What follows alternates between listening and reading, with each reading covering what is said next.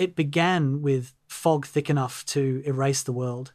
The fields around Arracourt were wide, rolling, and deceptively calm, but on those late September mornings of 1944, the fog didn't simply cover the ground, it swallowed it.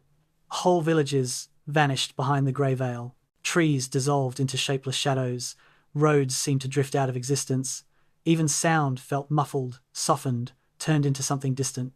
It was the kind of fog that made the horizon feel infinite and claustrophobic at the same time. And through that haze came the rumble of engines. American tank crews of the 4th Armoured Division strained to see just a few feet ahead. Dew clung to the metal of their Shermans. Radios crackled with fragmented reports. The air smelled of wet earth and exhaust. Boots slipped in damp grass as crews loaded ammunition, checked elevation, adjusted sights blurred by moisture. They were veterans of Normandy, hardened by hedgerow fighting, but Arracourt presented something new, a battlefield made blind by weather, unpredictable in every direction. Somewhere beyond the fog, German armour was advancing fast, determined, and in far greater numbers than American command initially realised. The newly formed Panzer Brigades, fresh with tanks and ambition, moved east to west with a confidence built on the belief that thick fog would neutralise the American advantage in air power and long-range visibility. The Germans expected surprise, expected momentum, expected breakthrough. What they did not expect was that the fog would become a weapon whose loyalty changed by the minute. Inside the grey void, nothing looked familiar. Farmhouses seemed to shift places.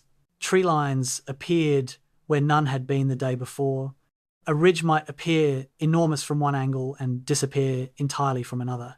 Tanks moved cautiously, like enormous animals sniffing their way through a forest of ghosts. The Americans listened, really listened, because vision was useless. A distant grind of gears might be friend or foe. A cough of diesel smoke might be a stalled Sherman or a concealed Panther. The clatter of tracks could signal opportunity or disaster. And when the first German armour finally emerged from the fog, it did not appear slowly. It materialised sudden, colossal, close. Sherman crews reacted instantly, more from instinct than thought. Engines roared, turrets swung, gunners steadied themselves in cramped, oil-scented darkness. A single muzzle flash turned the fog orange for a heartbeat. Then the battlefield vanished into grey once more. Arracourt became a series of violent surprises, clashes born from proximity and uncertainty. No sweeping manoeuvres, no grand cinematic movements, just bursts of chaos erupting inside a world where visibility stretched no farther than the length of a single tank. German Panthers fired into the mist, uncertain what lay ahead. American Shermans flanked through orchards so thick with fog that branches scraped against their armour like grasping hands. Infantry crawled across wet fields, their uniforms soaked through, rifles slick from dew. Artillery crews strained to aim blindly, relying on voices whispering through radios that crackled with static. But as the fog shifted, lifting slightly here, thickening there, the Americans began to see something the fog had hidden. The land favoured them. Small slopes, dips, and folds in the earth created perfect positions for ambush. The Germans could not see these features. The Americans already knew them intimately, and slowly Arracourt transformed. What began as confusion became opportunity. What began as survival became advantage. What began as a clash in the fog became one of the most decisive armoured victories the United States Army would ever achieve. But victory did not come easily. Tanks burned in the fields, their hulls glowing orange beneath the morning light. Smoke drifted across farmland, mingling with the endless fog until the sky and earth seemed the same colour. Crews abandoned disabled vehicles, stumbling across wet grass to find new positions. Medics knelt beside wounded men whose breath steamed in the cold air. Commanders fought exhaustion as fiercely as they fought the enemy. Arracourt was not a battle of glory. It was a battle of grit, of reading the land, listening to the unseen, and trusting instinct when everything else became uncertain. Tonight, we return to that battlefield, to the fog that hid both danger and opportunity, to the engines growling in the damp morning, to the moments when shapes emerged from the grey and lives were decided in seconds, to the tank crews who fought not just with their machines, but with their nerves, their patience, and their refusal to give in. Before we move deeper into their story, I want to ask you something soft and simple, something only you can answer. Where in the world are you listening from right now?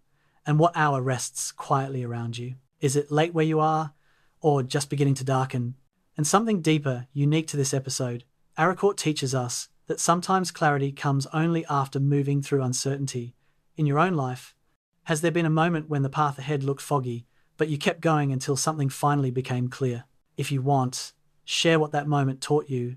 And if these long, drifting journeys through the past help your thoughts slow, your breath deepen, and your body unwind, consider subscribing.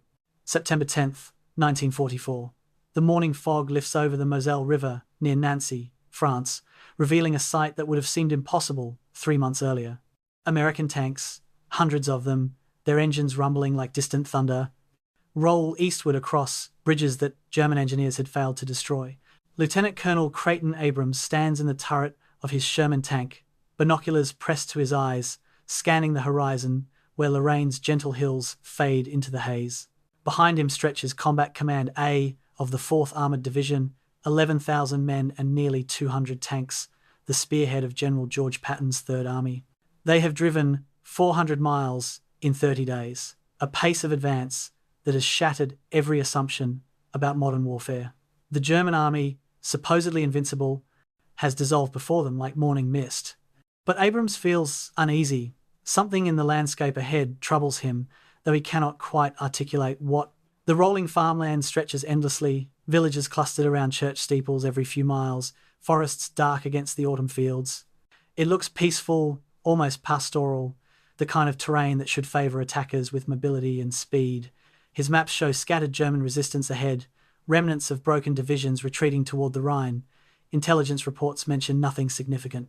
Yet Abrams has survived from North Africa through Sicily to France by trusting his instincts, and those instincts are whispering warnings. He drops back into his tank, keys the radio, and speaks to his company commanders.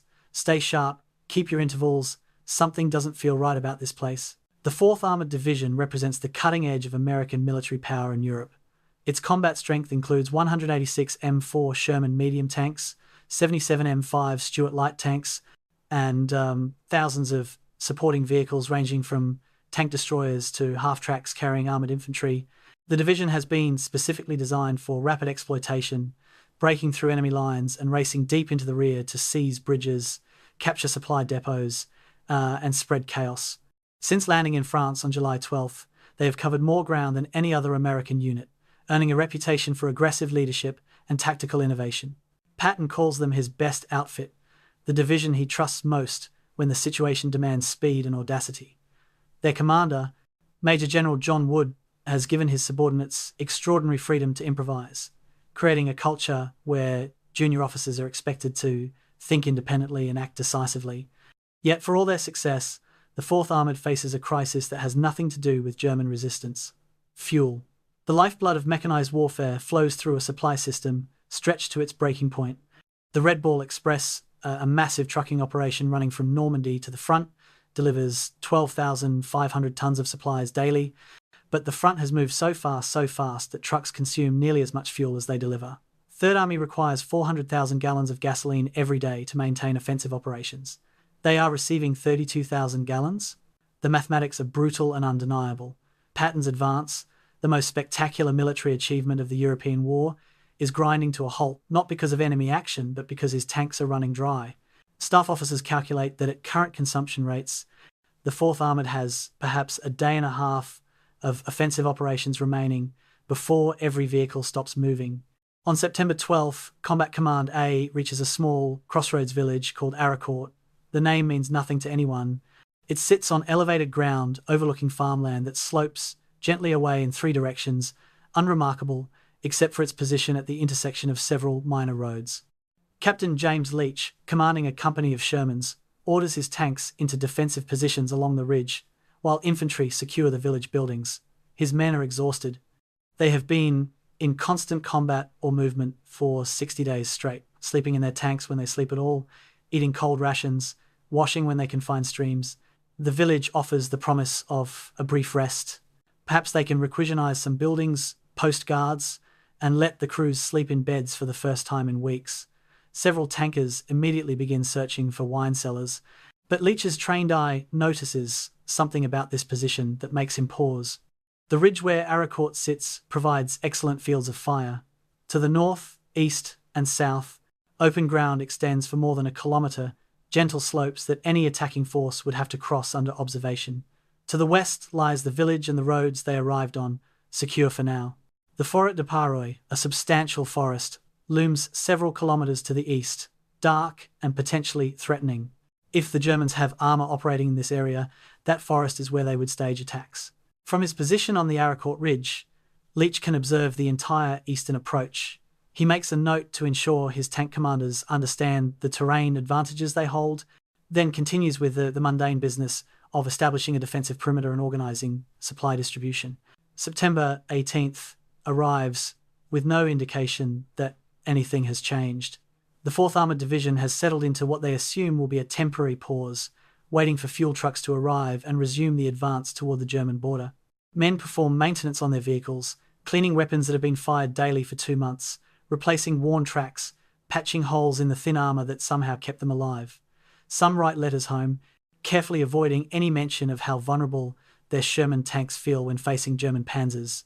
Others sleep, the deep, exhausted sleep of men who have pushed themselves beyond normal human endurance.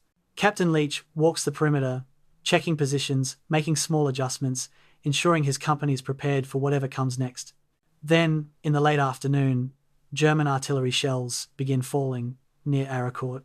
Not a barrage, not yet, just ranging shots. The kind of fire that indicates someone is registering targets for future use. The tankers scramble into their vehicles, engines roaring to life, turrets traversing as commanders scan for targets. But they see nothing. The shells stop as abruptly as they began. Radio chatter crackles across the battalion net as officers report the shelling to higher headquarters. The response comes back quickly. Intelligence has detected increased German activity in the area. Several panzer units, strength unknown, appear to be concentrating in the Forêt de Paroy. All units should remain alert for possible enemy action. The 4th Armoured Division, which thought it faced only scattered remnants, suddenly realises it may be about to fight a real battle. As darkness falls on September 18th, Lieutenant Colonel Abrams meets with his company commanders in a farmhouse that serves as his command post. Maps cover the table, marked with the positions of his 3 tank battalions and supporting units. The officers crowd around, smoking cigarettes, waiting for their commander to speak. Abrams stubs out his own cigarette and taps the map with one finger. "Gentlemen," he says quietly, "I think we're about to get hit hard. I don't know when, I don't know with what, but those aren't screening forces in that forest. That's a concentration, and concentrations mean attacks." He pauses, looking at each man in turn. "Make sure your boys are dug in, make sure they understand the fields of fire, and make sure they understand that we hold this ground. We don't have fuel to retreat even if we wanted to." The company commanders file out into the night, returning to their units to pass along the warning. In the darkness, tank crews work to improve their positions, using shovels to dig shallow pits that will allow their Shermans to fight hull down, protected by earth with only their turrets exposed. It is exhausting work, and the men grumble about it, but they do it anyway because they trust their officers. Somewhere in the darkness to the east, beyond the silent fields and the shadowy forest, German panzer crews are making their own preparations. 2 armies, both veterans of years of warfare, both commanded by aggressive leaders, both convinced of their own superiority, are about to collide in a battle that neither expected. The Americans hold the high ground and the advantage of prepared positions. The Germans have superior tanks and the benefit of surprise. In 36 hours, this quiet corner of Lorraine will become a killing ground where more tanks will be destroyed than in any other single battle on the Western Front. But tonight, in the darkness of September 18th, 1944, the men of the 4th Armoured Division simply prepare their positions and wait for whatever dawn will bring. September 15th, 1944. Deep in the forests of East Prussia, in a compound of concrete bunkers and wooden buildings hidden beneath camouflage nets, Adolf Hitler leans over a map table and jabs his finger at a small circle marked Arracourt. His hand trembles slightly, the tremor that has become more pronounced in recent months, but his voice carries the same hypnotic intensity that has commanded armies and nations. "Here," he says to the assembled generals and staff officers crowding the briefing room, "this is where we stop Patton. This is where we show the Americans that Germany still has teeth." The officers exchange glances. They have heard this before, this conviction that willpower and determination can overcome material disadvantage, But they also know better than to argue with the Führer when he is in this mood. The strategic situation confronting Germany in mid-September 1944 is catastrophic by any objective measure. In the east, Soviet armies have driven across Poland and are approaching the German border itself. In Italy, Allied forces grind northward through the Apennines. In the west, American and British armies have broken out of Normandy and raced across France, liberating Paris and driving toward the Rhine. The Wehrmacht, once seemingly invincible, has lost perhaps 2 million men in 3 months of defeats. Equipment losses are equally staggering: thousands of tanks, tens of thousands of vehicles, irreplaceable aircraft. Yet Hitler refuses to acknowledge the reality that reasonable men can see clearly. He insists that one decisive counterstroke, properly executed, can reverse the tide of defeat. His generals know this is fantasy, but they also know that expressing such views is dangerous to one's health and career. Hitler's fixation on stopping Patton's Third Army has a perverse logic rooted in geography and paranoia. Patton's spearheads have reached Lorraine, a rolling landscape of farms and forests that stretches from Nancy eastward to the German border. Beyond Lorraine lies the Saverne Gap, a 15-mile-wide corridor through the Vosges Mountains that opens directly into the Rhine Valley and the industrial heart of Germany. If Patton breaks through the gap, nothing substantial stands between his tanks and the Rhine itself. German border cities like Saarbrücken and Karlsruhe would be directly threatened. The psychological impact of American tanks on German soil, Hitler believes, would be catastrophic to civilian morale. Therefore, Patton must be stopped in Lorraine, regardless of cost. The order goes out from the Wolfslair to Army Group to stop the American advance. Use whatever force is necessary. Failure is not acceptable. The man tasked with executing this impossible order is General Hermann Balck, one of the most capable and experienced commanders in the German army. At 50 years old, Balck has spent nearly his entire adult life in uniform, fighting in both world wars. His record is extraordinary even by German standards. Knight's Cross with oak leaves, swords and diamonds, one of only 27 men to receive Germany's highest military honor. He has commanded at every level from company to corps, earning a reputation for tactical brilliance and operational audacity. His superiors call him a panzer genius. His subordinates respect his competence and his concern for their welfare.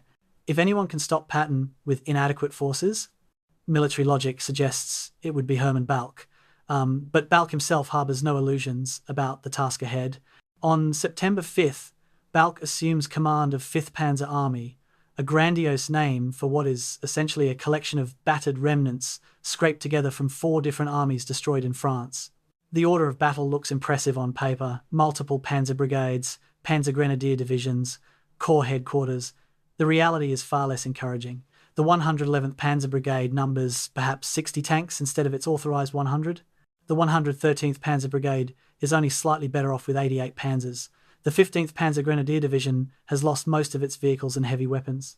Total strength of 5th Panzer Army amounts to perhaps 262 tanks and assault guns, a force that in earlier years would have been considered adequate for a limited offensive, but now must face an enemy with overwhelming superiority in numbers, air power, and logistics. Balck spends his first week in command, touring forward positions, meeting with subordinate commanders, assessing the actual combat capability of his new army. What he finds troubles him deeply. The tank crews are exhausted, many having retreated continuously from Normandy with only brief pauses for rest. Maintenance standards have collapsed under the pressure of constant movement, leaving perhaps only 60% of vehicles operational at any given time. Spare parts are almost non-existent. Ammunition stocks are adequate for perhaps 1 week of heavy combat. Fuel supplies, always the critical limitation for mechanized forces, amount to perhaps 8 days of operations if consumption is carefully managed. Most critically, the men have been beaten repeatedly over the summer and have lost the offensive spirit that characterized German armored forces in earlier campaigns. Yet Balck also sees glimmers of hope. Many of his tank commanders are veterans with years of combat experience, survivors who have learned through brutal trial and error. The Panther and Mark IV tanks that equip his brigades are superior in many respects to American Shermans, with better guns and heavier armor. German tactical doctrine emphasizes combined arms coordination and aggressive maneuver, principles that can sometimes overcome numerical disadvantage. If he can find the right ground at the right time with proper preparation, Bulk believes he might achieve a local tactical success, even if strategic victory is impossible. The question is where and when to strike. His intelligence officers brief him on American dispositions. Patton's Third Army has outrun its supply lines and paused near Nancy, its forward elements scattered across eastern Lorraine. The 4th Armored Division, Patton's best unit, has concentrated near a village called Arracourt. Bulk studies his maps carefully. Arracourt sits on high ground with excellent observation. The terrain around it is relatively open, favouring long-range gunnery where German technological superiority might compensate for American numerical advantage. If he attacks quickly, before the Americans can consolidate, he might catch them unprepared. On September 16th, Bulk issues his attack orders. 5th Panzer Army will advance on September 19th with the objective of destroying American forces near Arracourt and recapturing Nancy. The 113th Panzer Brigade will attack from the Forêt de Paroy directly toward Arracourt. The 111th Panzer Brigade will advance from the north. Supporting infantry will fix American forces in place, while the panzers execute a classic double envelopment. The operation, Bulk emphasizes to his commanders, must be conducted with speed and aggression. The Americans must not be given time to bring their superior numbers to bear. His corps commanders nod their understanding, but privately several harbour doubts. They have been fighting Americans for 3 months now and have learned to respect their adaptability and firepower. The days when German tactical superiority alone could ensure victory are over. As the trains carrying his panzers rumble westward toward the concentration areas, Bulk sits in his headquarters and writes in his personal journal, a habit he has maintained throughout the war. "We attack in 3 days," he writes, "with forces inadequate to the task, against an enemy who grows stronger daily, in terrain that favours the defender. A reasonable man would advise against this operation, but I am a soldier, not a politician, and soldiers execute orders regardless of personal assessment." He pauses, pen hovering over paper, then adds a final sentence, "Perhaps we will surprise them." Surprise has won battles before. He closes the journal and turns back to his maps, knowing that in 72 hours he will discover whether German skill and determination can still overcome American material power. The answer, though he does not yet know it, will reshape his understanding of modern warfare and haunt him for the rest of his life. September 19th, 1944, dawn. A French farmer named Claude Patton stands in the doorway of his stone farmhouse, 3 kilometers east of Arracourt village, and watches fog roll across his fields like a living thing. The mist rises from the low ground where a small stream meanders through the valley, thickening as it climbs the gentle slopes, swallowing everything in grey-white silence. By 6 o'clock, visibility has dropped to perhaps 30 meters. Patton has farmed this land for 40 years, inherited from his father who farmed it before him, and he knows these autumn fogs. They arrive most mornings in September, thick enough to blind, and burn off by 10 o'clock when the sun climbs high enough to warm the earth. In normal times, he would use this morning to begin harvesting his potatoes. But these are not normal times. American tanks sit in his fields, their crews sleeping in and around their vehicles. He can hear German vehicles moving somewhere to the east in the Forêt de Paroy, engines growling in the darkness. Patton retreats into his house and begins moving his family to the cellar. His wife protests that they have work to do, crops to harvest before winter comes, but he silences her with a look. He has lived through the First World War, has seen what happens when armies clash over farmland. The Americans on the ridge look confident, even cocky, sitting on their tanks, smoking cigarettes and joking in their incomprehensible language. The Germans in the forest sound numerous and angry. When confident armies meet angry ones on your land, the wise farmer goes underground and waits for the storm to pass. He herds his wife and 3 children down the cellar stairs, past shelves of preserved vegetables and hanging sausages, into the cool darkness that has protected his family for generations. Above them, the fog continues to thicken, and in that fog, 2 mechanized armies grope toward each other like blind giants. The landscape around Arracourt was shaped by millions of years of geology and 2,000 years of human agriculture into terrain that appears gentle but conceals deadly advantages for those who understand it. The village itself sits at 285 meters elevation, perhaps 40 to 60 meters higher than the surrounding farmland.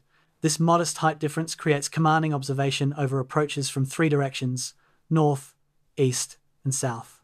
To the west lies more high ground and the roads back toward Nancy and safety. An attacking force approaching from the east, the direction of the Forêt de Paroy, where German armour is concentrating, must cross between 1,000 and 2,400 meters of open ground under observation from the Arracourt Ridge. There is no cover, no dead ground, no way to approach unseen once the fog lifts. The villages scattered across this landscape, Arracourt, Rechicourt, Lizay, Luneville, Bézange, Moncourt, sit roughly 2 to 3 kilometers apart, connected by minor roads that wind through farmland divided into fields of various sizes. Stone walls separate some fields, small streams cut shallow valleys through the terrain, patches of forest, remnants of the great woods that once covered all of Lorraine, provide the only substantial cover.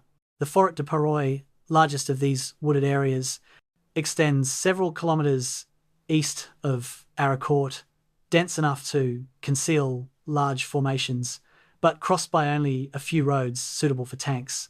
Any armour emerging from Paroy must transition from the forest's concealment to open ground, a moment of vulnerability that competent defenders can exploit.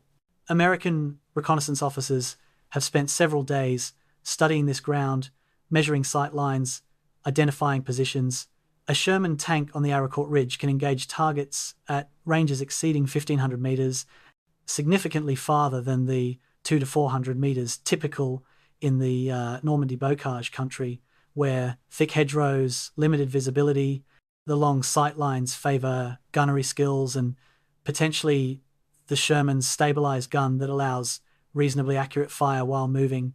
The elevation advantage means American gunners will be shooting slightly downhill at targets silhouetted against lower ground, a small edge but meaningful in tank combat where every advantage matters. Several officers note in their reports that if the Germans attack from the east, the ground heavily favours the defence.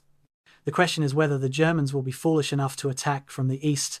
Weather in Lorraine during September follows predictable patterns that both armies understand but cannot control. Cool nights and warm days create ideal conditions for radiation fog that forms in valleys and low ground after sunset and persists until mid-morning. This fog can be extraordinarily thick, reducing visibility to a few dozen meters, making coordinated movement nearly impossible and navigation a matter of compass work and dead reckoning. Once the sun burns through, usually between 9 and 10 in the morning, visibility clears rapidly to the crisp clarity typical of early autumn. These conditions create a natural rhythm for combat operations, mornings blind and confused, afternoons clear and deadly. Both attackers and defenders must plan around weather they cannot control but can predict with reasonable accuracy. The civilian population trapped between these armies understands with bitter clarity what is coming. By mid-September, perhaps half the residents of Arracourt and surrounding villages have fled westward, joining the vast streams of refugees that have clogged French roads since June. Those who remain do so because they are too old, too stubborn, or too attached to land their families have worked for generations. They retreat to cellars and wait, knowing from experience that surface streets become no man's land when armies clash. Children are kept below ground. Livestock are hidden in barns, if possible, slaughtered if not. Valuables are buried. Families huddle together in underground rooms that smell of earth and fear, listening to the rumble of engines and trying to guess from sound alone which army is winning. On the evening of September 18th, an American artillery observer climbs the church steeple in Arracourt village and spends an hour studying the terrain through binoculars, making notes in a small notebook. From this elevated position, he can see even farther than the tanks on the ridge below, his view extending past Rechicourt to the dark line of the Forêt de Paroy. He identifies several features that will matter in the coming battle. A low ridge northeast of Arracourt that could provide covered approach routes. Several small woodlots that might conceal anti-tank guns. The stream valleys where fog will be thickest in the morning. Most importantly, he maps out the killing zones, the areas of open ground where any vehicle that enters will be exposed to fire from multiple positions. He descends the steeple and briefs his battalion commander on what he has seen. The commander nods slowly, understanding the implications. If they come from the east, the observer says they'll be slaughtered. The commander responds, let's hope they're not that stupid. But they are that stupid, or more precisely, they have no choice. General Balk's intelligence officers have accurately identified Arracourt as a key American position that must be neutralized if 5th Panzer Army is to advance toward Nancy. They have correctly assessed that the 4th Armoured Division is vulnerable, having outrun its supply lines and paused to await fuel. What they have failed to appreciate is that the Americans, almost by accident, have positioned themselves in the strongest defensive terrain in the entire region. The Germans will attack because orders demand it, because Hitler insists on stopping Patton, because sometimes in war you must attempt operations that doctrine and common sense advise against. At dawn on September 19th, German panzer crews will climb into their tanks in the Forêt de Paroy and advance westward, navigating by compass through fog toward an enemy they cannot see on ground that will kill them. The French farmers in their cellars will listen to the sounds of battle and pray. The Americans on the ridge will peer into the fog and wait for targets. And Lorraine's gentle landscape will reveal that terrain, seemingly so pastoral and innocent, can become a killing ground when armies collide. September 17th, 1944. General Hermann Balck stands on a dirt road at the edge of the Forêt de Paroy, watching his panzers arrive. The late afternoon sun slants through the trees, illuminating columns of dust raised by tracked vehicles maneuvering off the road into assembly areas. Panthers and Mark IVs, the medium tanks that represent Germany's best remaining armoured strength, grind past in endless succession, their exhausted crews staring straight ahead with the 1,000-yard gaze of men who have seen too much combat. Balck counts vehicles instinctively, a habit from decades of command, and his count confirms what his staff has already reported. The 113th Panzer Brigade numbers 88 operational tanks, significantly below its authorised strength of 125. These numbers trouble him, but numbers alone do not win battles. He has won against worse odds. At 50 years old, Hermann Balck represents everything the Wehrmacht considers excellent in a combat commander. He joined the German army in 1913, fought as a young officer in the First World War, and remained in uniform through the interwar years when the Treaty of Versailles limited Germany to a skeleton force. He commanded infantry in Poland and France, distinguishing himself sufficiently to be given a panzer regiment for Operation Barbarossa, the invasion of the Soviet Union. On the Eastern Front, Balck proved himself a master of armoured warfare, repeatedly achieving local victories against Soviet forces through superior tactics and operational speed.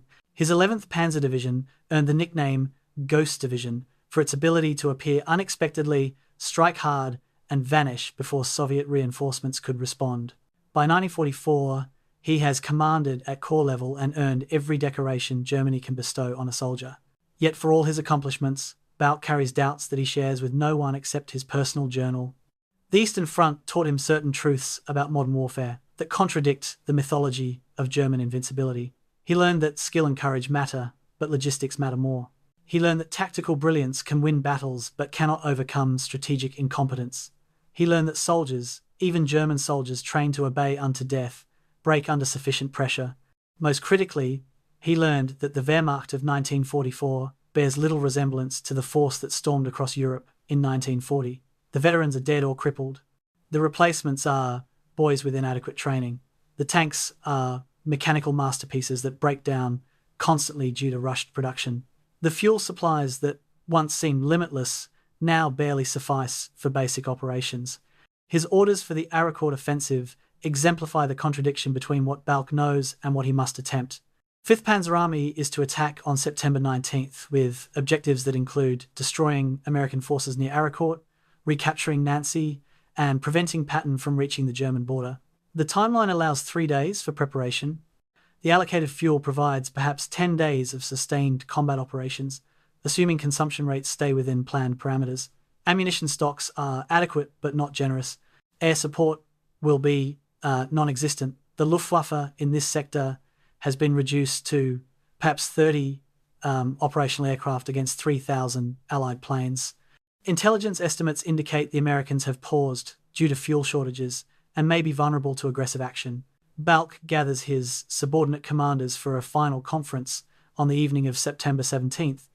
They crowd into a farmhouse that serves as temporary headquarters, senior officers in muddy uniforms studying maps by lamplight. Colonel Hans Schmidt commands the 113th Panzer Brigade that will execute the main attack toward Arracourt. Colonel Friedrich von Sigroth leads the 111th Panzer Brigade, tasked with enveloping from the north. Division and corps commanders hover around the edges, smoking cigarettes, waiting for Balck to speak. When he does, his voice carries the crisp authority of a man who has issued orders under fire for 30 years. Gentlemen, he begins, we attack in 36 hours. I will not insult your intelligence by claiming this operation will be easy. We face a competent enemy with superior numbers and total air supremacy. Our advantages are tactical skill, superior tank quality, and the element of surprise.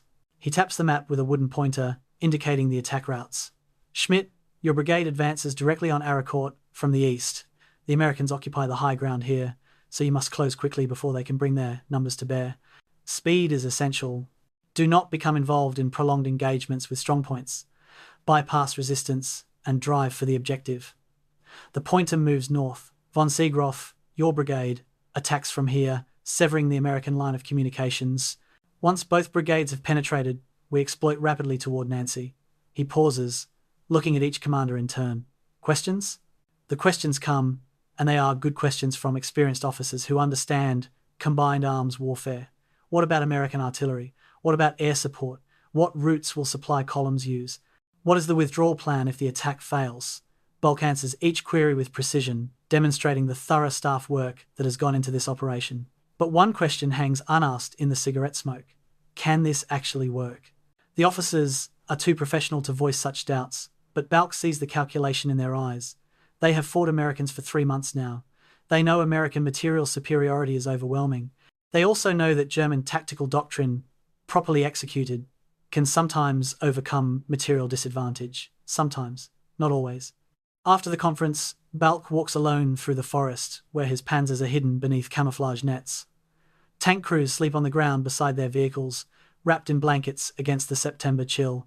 Sentries challenge him, according to procedure, then snap to attention when they recognize the general's insignia. He waves them back to their posts and continues walking, passing between rows of tanks that represent Germany's last substantial armoured reserve in the west.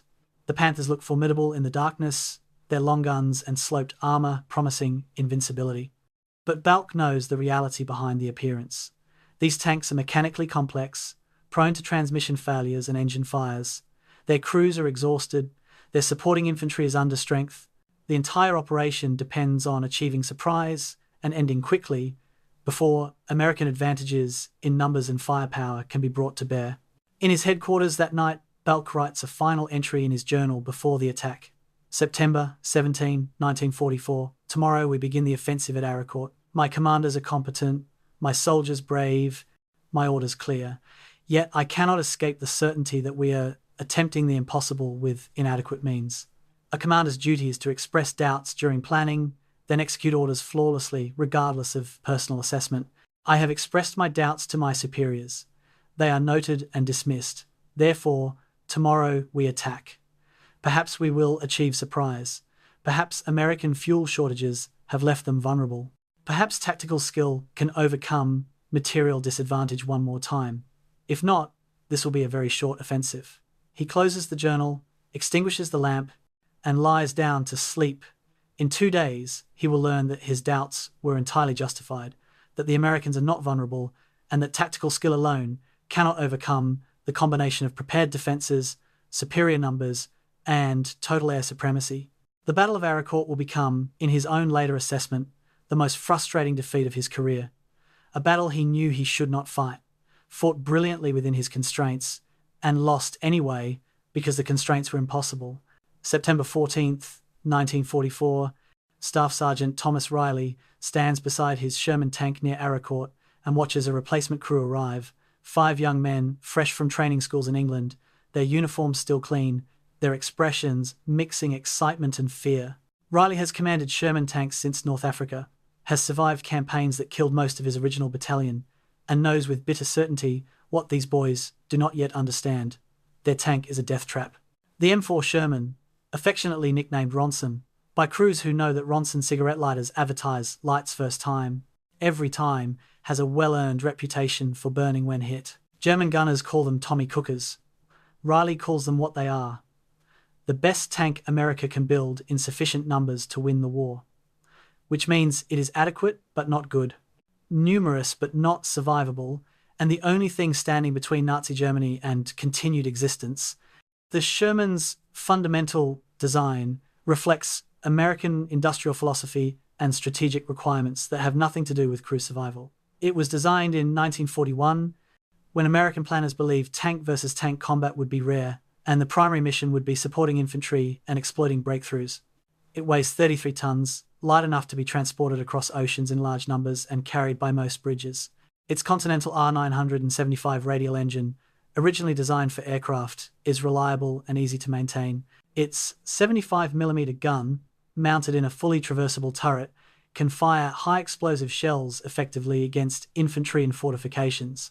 By 1941 standards, it is an excellent design. By 1944 standards, facing German Panthers and Tigers, it is dangerously obsolete. The armor statistics tell the story with brutal clarity. The Sherman's frontal hull armor measures 2 inches thick, angled to improve effective protection but still vulnerable to most German anti-tank weapons. The turret face is slightly thicker at 3 inches. Side armor measures barely 1.5 inches, enough to stop rifle bullets but penetrated easily by any anti-tank gun. Ammunition storage, 30 to 40 rounds of 75mm shells, depending on variant, is distributed around the crew compartment, some in the turret, some in the hull floor, some on the sides. Early production Shermans stored this ammunition dry, surrounded only by air, meaning a penetrating hit that struck ammunition would almost certainly cause catastrophic explosion. Crew survivability in such incidents measured close to 0%. German tanks, by contrast, reflect a different philosophy that prioritizes protection and firepower over mobility and numbers. The Panther, introduced in 1943 after hard lessons on the Eastern Front, mounts a 75mm KWK-42 gun that fires shells at far higher velocity than the Sherman's gun. This German weapon can penetrate the Sherman's frontal armor at ranges exceeding 2,000 meters. The Sherman's 75mm gun can penetrate a Panther's frontal armor only at point-blank range, perhaps 200 meters or less, essentially requiring suicide charges. Against side armor, the Sherman has better chances, penetrating Panthers reliably at 600 to 800 meters. This disparity means Sherman crews must either ambush German tanks from the flank or accept catastrophic casualties trading shots frontally. Veteran American tankers have developed tactics and psychology to survive in vehicles they know are outmatched. The fundamental rule is simple: never engage German heavy tanks frontally if any alternative exists. Shermans hunt in packs, using their superior numbers and radio communication to coordinate flanking maneuvers. One Sherman draws fire and attention, while others circle to shoot the enemy's vulnerable side armor. American tank destroyers, thinly armored but mounting powerful guns, engage German tanks at long range while Shermans maneuver for killing shots. Artillery and air support suppress German tanks, preventing them from concentrating on individual Shermans. Above all, Sherman crews rely on speed, mechanical reliability, and the certain knowledge that for every Sherman destroyed, 3 more will arrive as replacements.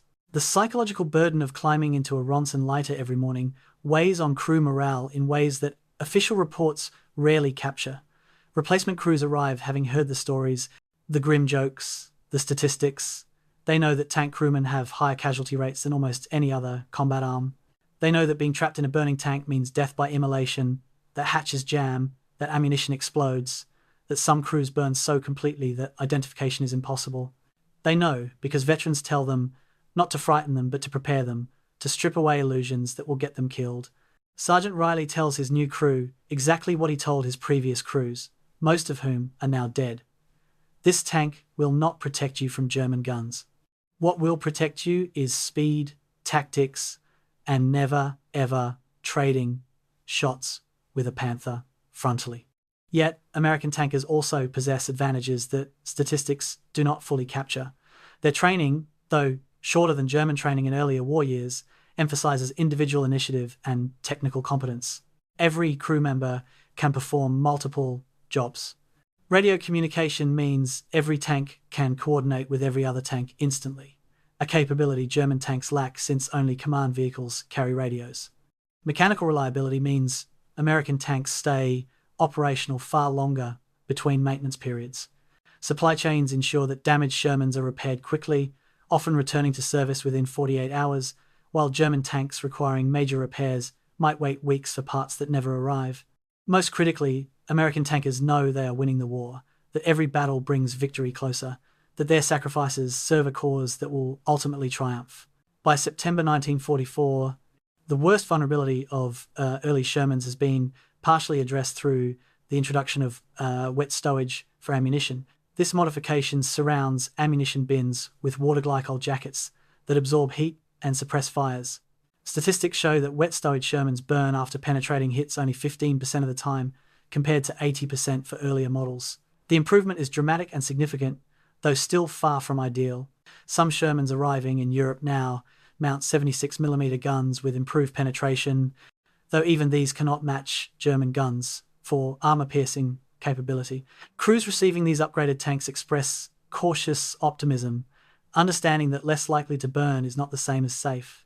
On the evening of September 18th, Sergeant Riley gathers his crew for their final briefing before what intelligence suggests will be a German attack. They sit on the ground beside their Sherman, 5 men who have trained together for 3 months and fought together for 30 days. Riley looks at each face in turn: his gunner, a farm boy from Iowa with uncanny aim; his loader, a former mechanic from Detroit who keeps the gun fed with mechanical precision; his driver, a cautious professional who has learned to coax maximum speed from the Sherman's engine; his assistant driver who also operates the bow machine gun. Gentlemen, Riley says quietly, we're probably getting hit tomorrow.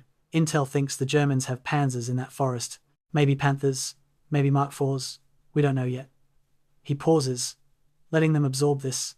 Here's what we do know. We hold the high ground. We have good fields of fire. And we've been fighting these bastards long enough to know their tricks. Our tank isn't the best, but we are. That'll be enough. The crew nods, not reassured exactly, but steady. They climb into their sleeping bags beneath the Sherman's hull, seeking what rest they can find before dawn brings whatever the morning will bring. Above them, their tank looms in the darkness, 33 tons of welded steel and mechanical complexity, inadequate protection against what is coming, but the only protection they have. September 18th, 1944, Captain Robert Morrison, Quartermaster Officer for Combat Command A, 4th Armoured Division, sits at a requisition table in a French farmhouse and performs calculations that will determine whether his unit fights or retreats. The numbers are unforgiving. His command requires approximately 12,000 gallons of gasoline daily to maintain defensive operations, fuel for tanks, half-tracks, trucks, jeeps, and generators. Offensive operations would require double that amount. Current stocks, distributed across various supply points and unit reserves, total 18,000 gallons. At defensive consumption rates, that represents 1.5 days of operations. At offensive rates, roughly 18 hours. The fuel situation, Morrison concludes with grim certainty, is catastrophic. The fuel crisis afflicting Third Army in September 1944 stems from a success so dramatic it overwhelmed its own logistics. When American forces broke out of Normandy in late July, planners assumed a methodical advance through France, pausing periodically to consolidate supply lines and bring forward fuel, ammunition, and spare parts. Instead, German resistance collapsed. Patton's tanks raced eastward at speeds approaching 50 miles per day, covering in weeks what pre-war plans allocated months to achieve. The advance was spectacular, strategically decisive, and logistically impossible to sustain. Every mile forward stretched supply lines another mile longer. Every day of advance consumed fuel that should have been stockpiled for future operations. By mid-September, Third Army has advanced so fast that its supply system, designed for a different kind of war, has snapped under the strain. The Red Ball Express, the massive trucking operation that supplies all Allied armies from Normandy to the front, represents one of the great logistical achievements of the war. More than 6,000 trucks, driven mostly by African-American soldiers, run in continuous loops from supply depots on the invasion beaches to forward distribution points, carrying fuel, ammunition, food, and equipment. They drive day and night on roads reserved exclusively for military traffic, racing along highways cleared of civilian vehicles, maintaining speeds that destroy trucks and exhaust drivers but keep armies moving. At peak efficiency, the Red Ball Express delivers 12,500 tons of supplies daily. It is an impressive achievement made meaningless by simple mathematics. The trucks consume nearly as much fuel as they deliver. Third Army's daily requirement of 400,000 gallons of gasoline serves an army group of 250,000 soldiers, operating thousands of vehicles across a front, hundreds of miles wide. Supply planners in England, making allocation decisions for all Allied armies, have prioritized First Army, which is advancing toward Aachen and the German border from the north. First Army Commander General Courtney Hodges receives his requested fuel allocations. Third Army Commander General George Patton receives what remains, typically less than 10% of his requirements. The strategic logic is sound. First Army advances toward Germany's industrial heartland and will reach the Siegfried Line first. Third Army, operating farther south through more difficult terrain, is a secondary effort despite Patton's protests. Patton's solution has been to advance anyway, consuming fuel allocated for future operations, gambling that success will justify his insubordination. By September 18th, the gambling has caught up with him. The German fuel situation, remarkably, is even worse. 5th Panzer Army's quartermaster staff calculates total fuel stocks at 750,000 gallons, sufficient for perhaps 8 to 10 days of sustained combat operations. This assumes ideal conditions. No fuel wasted on administrative movement, no losses to Allied air attacks, no vehicles breaking down and requiring evacuation. In reality, fuel consumption in combat typically exceeds planning estimates by 30 to 50%. A Panther tank, Germany's most capable medium tank, consumes approximately 2.5 gallons per mile, meaning a 50-mile approach march depletes 125 gallons before the vehicle even reaches combat. The round trip from assembly areas in the Forêt de Paroy to Arracourt and back represents perhaps 20 miles, consuming 60 gallons per tank. Multiply by 88 Panthers in 113th Panzer Brigade, and the approach march alone costs over 5,000 gallons. On the afternoon of September 18th, German fuel officers brief General Balck on their projections. The briefing is blunt, delivered by professional logistics officers who understand their commander needs truth, not optimism. Sir, the senior quartermaster reports, current fuel stocks provide approximately 10 days of operations at planned consumption rates. However, we must account for inevitable wastage, vehicles breaking down and requiring recovery, and the possibility that combat will exceed planning assumptions.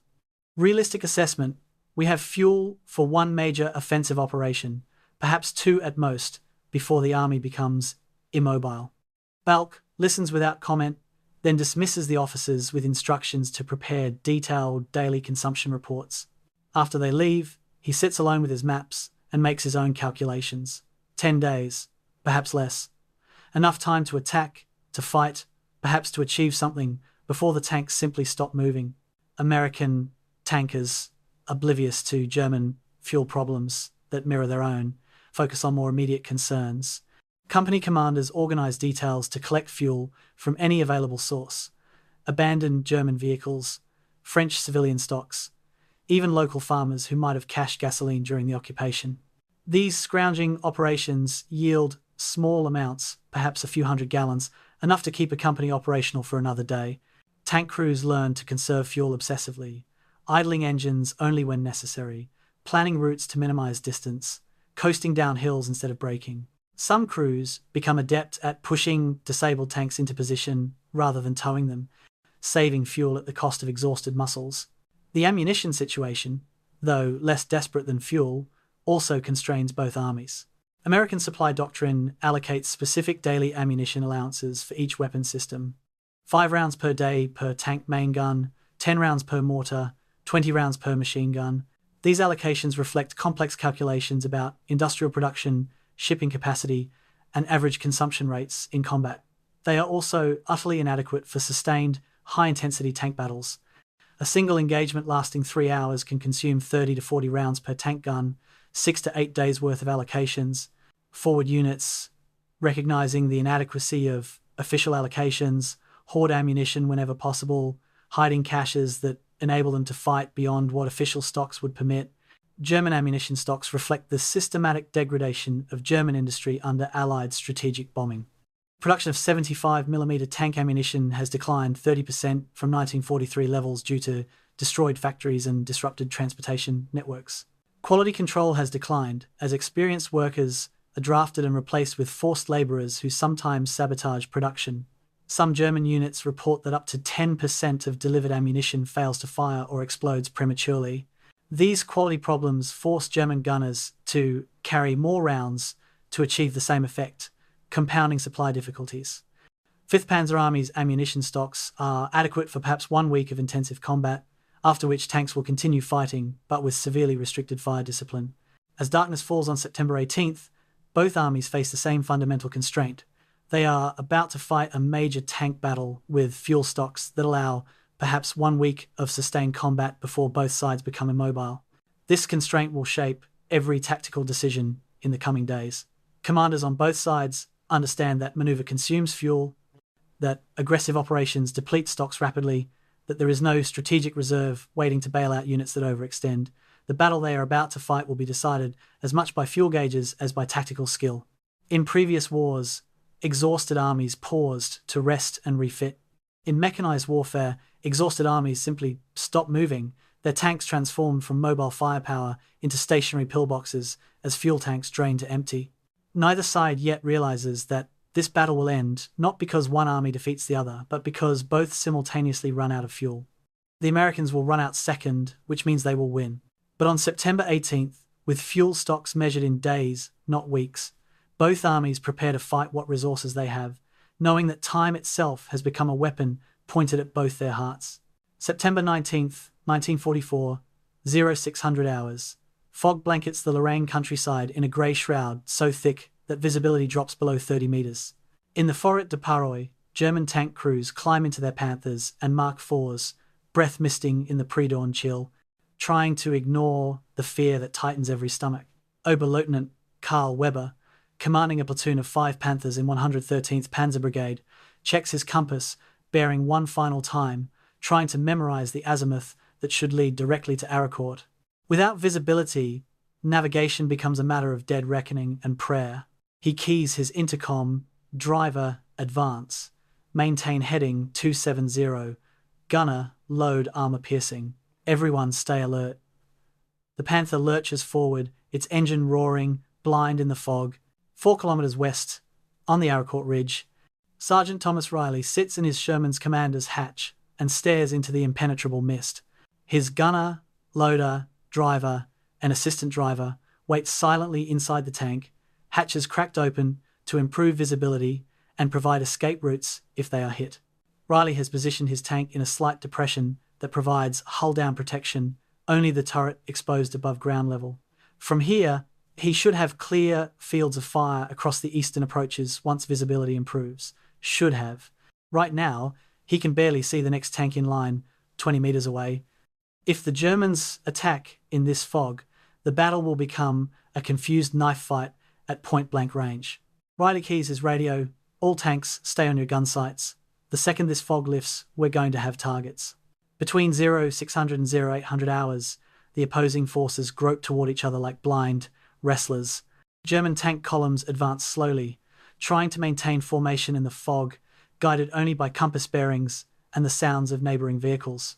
The lead elements of 113th Panzer Brigade emerge from the Forêt de Arracourt and move onto open ground without realizing they have left cover. Company and platoon commanders navigate by estimated time and distance.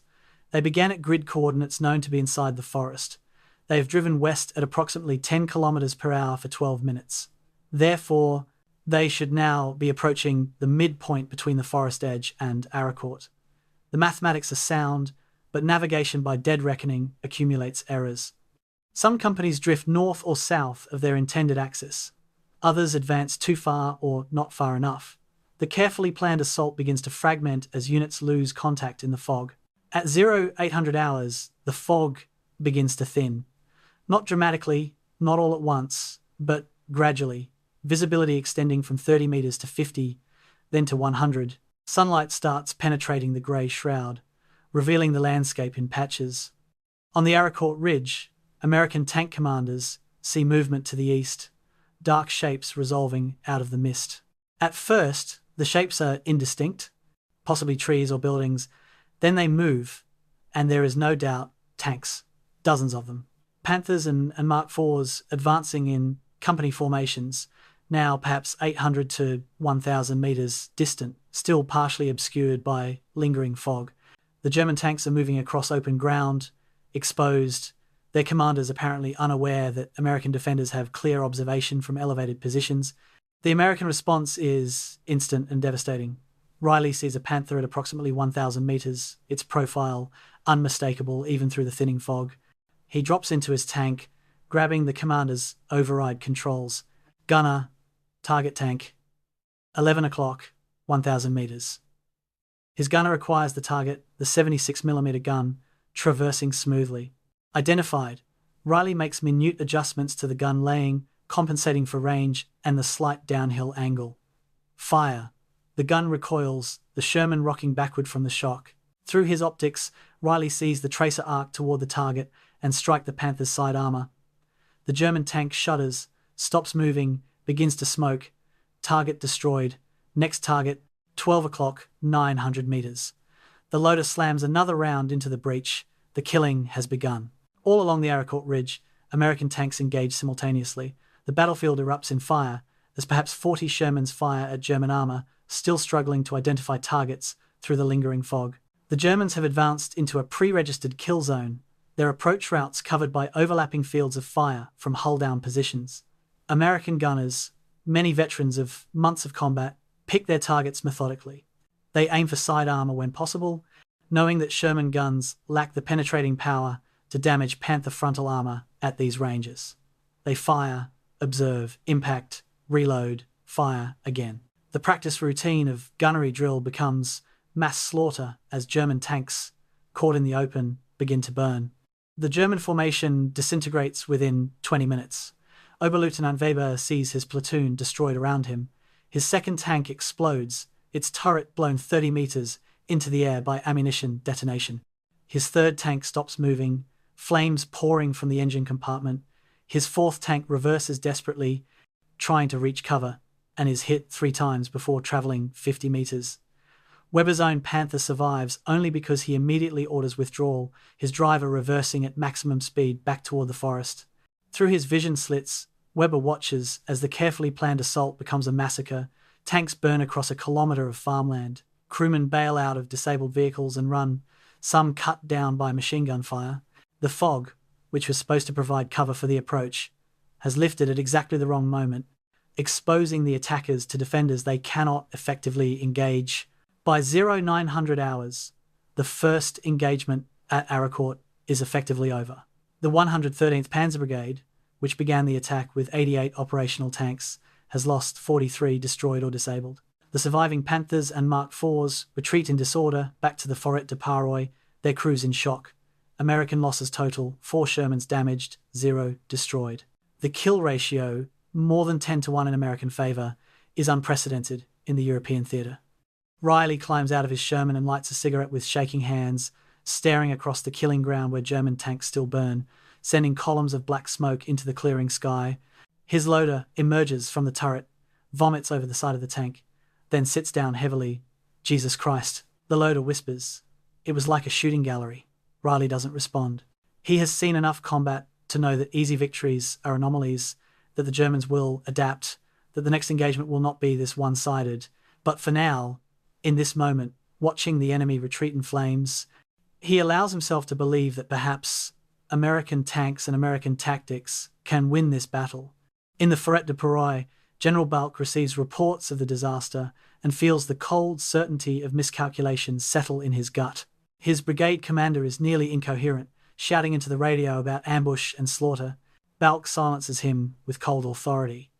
Colonel, report your strength and positions, emotion later. The numbers, when they come, confirm catastrophe. One of his 2 assault brigades has been shattered in the first engagement, losing half its combat power before achieving any objectives. The Americans hold the high ground, have excellent observation, and clearly prepared their defences thoroughly.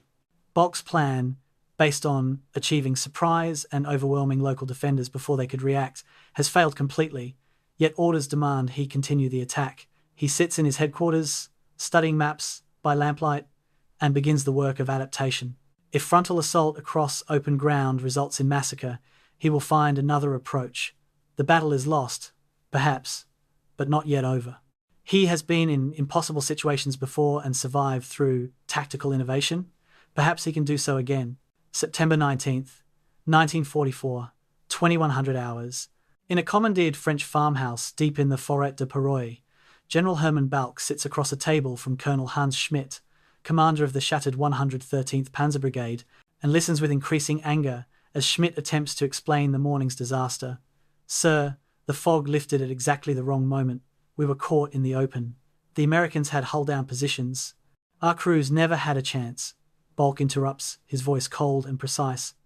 Colonel, tell me this. Did you conduct reconnaissance before the attack? Schmidt hesitates.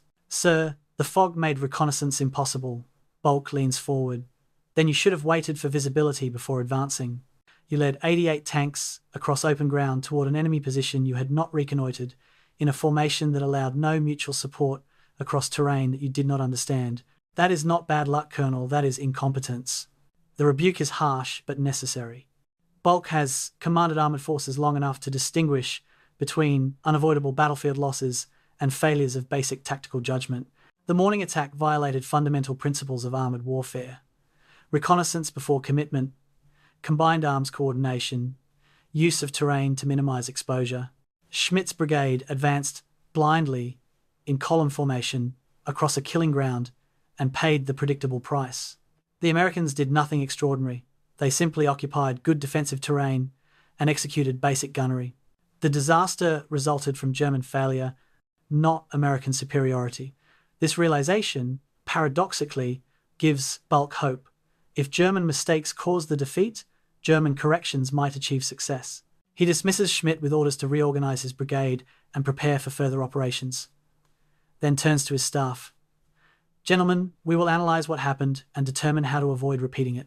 The after-action analysis extends past midnight as staff officers piece together the morning battle from survivor accounts and radio logs. The pattern becomes clear. The 113th Panzer Brigade advanced on schedule but lost formation cohesion in the fog. Companies and platoons drifted apart, some straying from the planned axis of advance. When visibility improved, German tanks found themselves dispersed across the open ground east of Arracourt, unable to support each other, presenting individual targets to dug-in defenders. American fire discipline was excellent, multiple tanks engaging each German vehicle to ensure kills. German return fire was ineffective, partly due to continuing fog, and partly because American tanks were hull down behind cover. The entire engagement lasted approximately 40 minutes, by which point the attack had collapsed. Balk studies maps by lamplight, measuring distances, identifying terrain features, tracing potential approach routes. His staff watches silently, accustomed to their commander's method of working through tactical problems by visual analysis. After perhaps 30 minutes, Balk straightens and taps the map with one finger. Here is our mistake, he says quietly. We attacked directly across terrain that favoured the defence. In daylight, when American observation was excellent, the Americans chose this ground deliberately. They want us to attack frontally because it allows them to use their numbers and their firepower from protected positions. He pauses, then continues. Therefore, we will not attack frontally. We will infiltrate at night, we will attack from multiple directions simultaneously, and we will close to ranges where their numerical superiority cannot be brought to bear. The new plan takes shape over the next several hours. Instead of mass daylight attacks across open ground, German forces will conduct multiple simultaneous infiltrations under cover of darkness. Small combined arms teams, each consisting of 4 to 6 tanks supported by infantry and engineers, will advance using terrain for concealment and achieve positions close to American lines before dawn. At first light, these teams will attack from multiple axes simultaneously, penetrating the American defense before defenders can concentrate their superior numbers. The tactics Balk is describing are standard German doctrine for offensive operations against prepared defenses, methods proved on both the eastern and western fronts. The question is whether his exhausted, depleted units can execute complex night operations after the morning's disaster. Colonel Friedrich von Segroth, commanding the 111th Panzer Brigade that did not participate in the morning attack, expresses cautious optimism. Sir, my brigade remains at full strength. If we conduct the infiltration tonight, we can attack at dawn tomorrow. Give me 12 hours for preparation and movement. Balk considers this, then shakes his head. Too rushed. The men need rest. We attack the night of September 20th, 30 hours from now. That gives us time to plan properly, brief all commanders, and position forces correctly. Von Segroth nods acceptance. The extended timeline also provides additional opportunity for reconnaissance, gathering information about American positions that should have been obtained before the first attack. Throughout September 20th, German reconnaissance teams observe American positions from concealed positions in the forest. They note defensive layouts, identify command posts, track vehicle movements, map artillery positions. The intelligence they gather confirms Balk's assessment. American defenses are strongest facing east toward the Forêt de Péroy, where the morning attack originated. Defenses facing north and south appear less developed, possibly vulnerable to infiltration. American patrols are active but predictable, following regular routes and schedules. The defenders appear confident, perhaps overconfident after their morning victory. This intelligence will shape the evening attack. As darkness falls on September 20th, German assault teams begin their infiltrations. The approach is methodical and professional, each team advancing slowly, using covered routes, maintaining radio silence, navigating by compass and dead reckoning. Balk has insisted on thorough briefings and rehearsals, ensuring every tank commander and infantry squad leader understands the plan and his role within it. The infiltration takes hours, vehicles moving cautiously through darkness without headlights, guided by dismounted infantry scouts who clear routes and mark obstacles. By 0300 hours on September 21st, German forces have achieved positions much closer to American lines than the attack force had reached the previous morning, all without detection. The attack begins at 0530, still in darkness, with German teams assaulting from three directions simultaneously. The Americans, expecting any attack to come from the east in daylight, are caught partially unprepared. Fighting erupts across the Arracourt perimeter as German tanks and infantry penetrate the defensive line at multiple points. The engagement quickly becomes chaotic, a confused melee in darkness, where identification is difficult and coordinated defense nearly impossible. Some American positions are overrun before crews realize they are under attack. Others fight desperate close-range actions, Sherman guns depressing to minimum elevation to engage Panthers at ranges of 50 to 100 meters. The battle that ensues bears no resemblance to the previous morning's long-range gunnery exercise.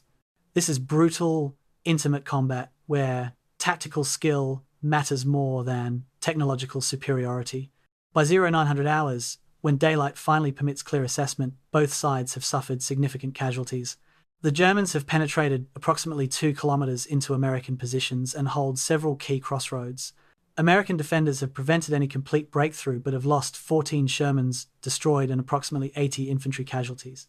German losses are lighter than the previous day, but still substantial. 21 Panzers destroyed and perhaps 300 infantry casualties. More importantly, the psychological impact differs completely. The Americans, supremely confident after their easy victory on September 19th, have been shaken by the ferocity and sophistication of the night attack. The Germans, demoralized by the morning massacre, have recovered confidence through tactical success. The battle, both sides realize, is far from over. General Balk's adaptation has restored operational balance. The question now is whether the Americans can counter-adapt as quickly as the Germans just demonstrated. September 21st, 1944, 1900 hours. Lieutenant Colonel Creighton Abrams sits on an ammunition crate outside his command post, a captured German farmhouse 2 kilometers west of Arracourt, and listens to his company commander's report on the previous night's German attack. The officers stand or crouch in a loose circle, their uniforms muddy and smoke-stained, their faces showing the strain of 36 hours of continuous combat. Captain James Leach describes how German tanks penetrated his positions in darkness, forcing hand-to-hand fighting before dawn. Captain Robert Thompson explains how his reserve platoon counterattacked and restored the line but lost 4 Shermans doing it. The reports continue, each adding details to a picture that troubles Abrams deeply. The Germans have adapted faster than he expected, changing tactics completely between the first and second attacks. Abrams lets his officers finish their reports without interruption, a leadership technique he learned decades ago. When the last captain concludes, Abrams pulls a cigar from his pocket, lights it deliberately, and blows smoke into the evening air. The gesture is theatrical but serves a purpose, giving everyone a moment to breathe before he speaks. "Gentlemen," he begins, his voice carrying the flat vowels of his Massachusetts upbringing, "we got our asses kicked last night. Not badly, we held, but we got outfought by an enemy we'd beaten easily the day before." He pauses, looking at each officer in turn. "Anyone want to tell me why?" The question hangs in the air. Finally, Captain Leach speaks. "Sir." They changed their approach completely. Night infiltration, multiple axes, close assault. We were set up for the wrong battle. Abrams nods slowly. "Exactly right. We prepared for a repeat of September 19th. They gave us something completely different. That's on me, as much as anyone. But here's the important question. What do we do about it?" The discussion that follows reveals why the 4th Armored Division has earned its reputation for tactical excellence. Abrams does not lecture his subordinates or issue detailed orders. Instead, he facilitates a conversation where junior officers propose solutions, critique each other's ideas, and gradually build consensus around approaches that might work. This style of leadership, radical by the standards of most armies, reflects Abrams' fundamental belief that good ideas can come from anyone, regardless of rank, and that officers who participate in planning execute more effectively than those who merely receive orders. Captain Thompson, a former enlisted man commissioned from the ranks, suggests positioning roving tank destroyer teams behind the front line to intercept German penetrations. Sir, if they're going to infiltrate close and attack at dawn, we need mobile reserves that can respond quickly once we identify penetration points. The M18 Hellcats can move fast enough to reach any sector within minutes. Abrams considers this, then nods. Good. Work out the details with the tank destroyer battalion commander. What else? Another captain proposes improving night observation by positioning listening posts forward of the main line, infantry teams that can detect German infiltrations and call artillery fire. A third officer suggests keeping a higher percentage of tanks at full readiness through the night, accepting the crew exhaustion that entails but ensuring rapid response capability. The meeting extends past 2 hours as the group works through tactical adjustments for the next German attack, which everyone assumes is coming soon. Abrams contributes ideas, but mostly asks questions, pushing his officers to think through second and third order effects of their proposals. When someone suggests concentrating all tanks on the eastern sector, where both German attacks originated, Abrams challenges the assumption, what if that's what they want us to do? What if the next attack comes from the north or south? The question forces reconsideration, leading to a more balanced defensive scheme. By the time the meeting concludes, the 4th Armored Division has a revised defensive plan that incorporates lessons from both German attacks and addresses identified vulnerabilities. The contrast between American and German command culture, subtle but significant, shapes how each army adapts to changing battlefield conditions. German doctrine emphasizes vertical authority and detailed orders from senior commanders. Junior officers execute their assigned missions with skill and courage but rarely deviate from established plans. Initiative is encouraged within defined parameters but constrained by rigid hierarchical structures. General Balk, brilliant though he is, must personally direct tactical adjustments because his subordinates lack authority to implement changes independently. The American approach, by contrast, pushes decision-making authority down to the lowest practical level. Company commanders like Captain Leach can modify their defensive schemes without seeking approval from battalion headquarters. Platoon leaders can reposition tanks based on their tactical judgment. This decentralization creates risks. Poorly trained or incompetent junior officers can make disastrous decisions but also enables rapid adaptation. The technical advantages American forces enjoy compound their doctrinal flexibility. Every American tank carries a radio, allowing instant communication between vehicles and coordination of fire. German tanks, by contrast, typically have radios only in command vehicles, meaning platoon and company commanders must communicate through hand signals or by physically moving between tanks. The American radio advantage enables tactics impossible for German forces. Simultaneous engagement of single targets by multiple tanks, rapid concentration against breakthrough attempts, real-time coordination between tanks and infantry. During the confused night fighting on September 21st, American tank commanders used radio to track friendly and enemy positions, preventing fratricide and enabling coordinated counterattacks that would have been impossible without instant communication. On the evening of September 21st, the tactical adjustments decided in the command meeting begin implementation immediately. Tank destroyer crews receive briefings on their new roving reserve mission and begin planning patrol routes that cover likely German infiltration paths. Infantry listening posts move forward after dark. Two-man teams equipped with radios, positioning themselves in concealment 200 to 300 meters ahead of the main defensive line.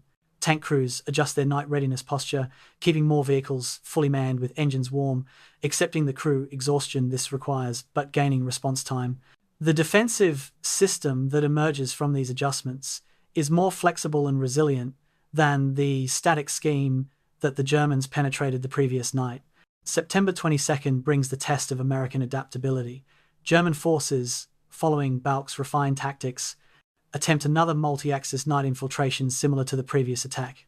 But this time, American listening posts detect the German approach hours before dawn and call artillery fire on probable assembly areas. When German assault teams attempt to close with American positions, they encounter roving tank destroyer teams that have positioned themselves along likely infiltration routes.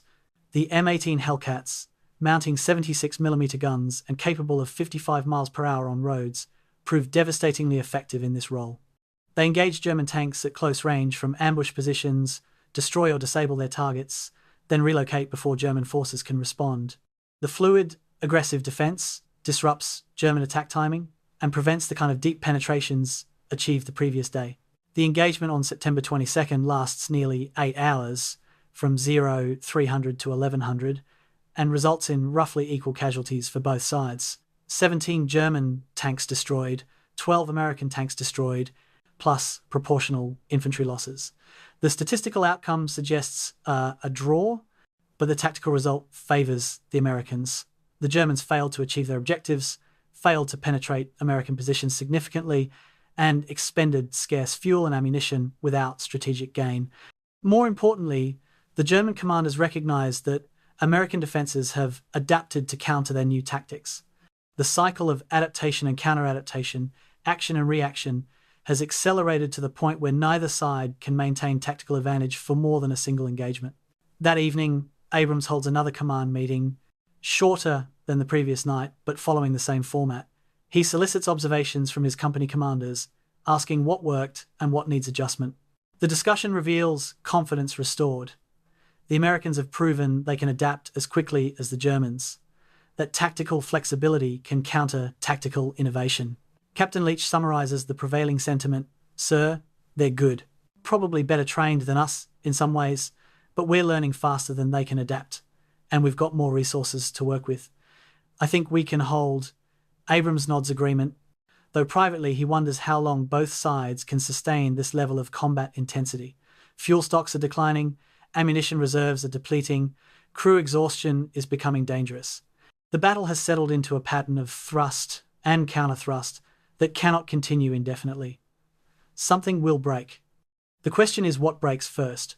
German offensive capability or American defensive endurance? For now, on the evening of September 22nd, 1944, the Americans hold their ground and prepare for the next German attack, confident that their organizational culture of decentralized leadership and rapid adaptation gives them an edge that superior German tanks cannot overcome. September 23rd, 1944, 0600 hours. The pattern has become almost ritualistic. German artillery opens fire at dawn, heavy shells screaming overhead to crash among American positions on the Arracourt Ridge.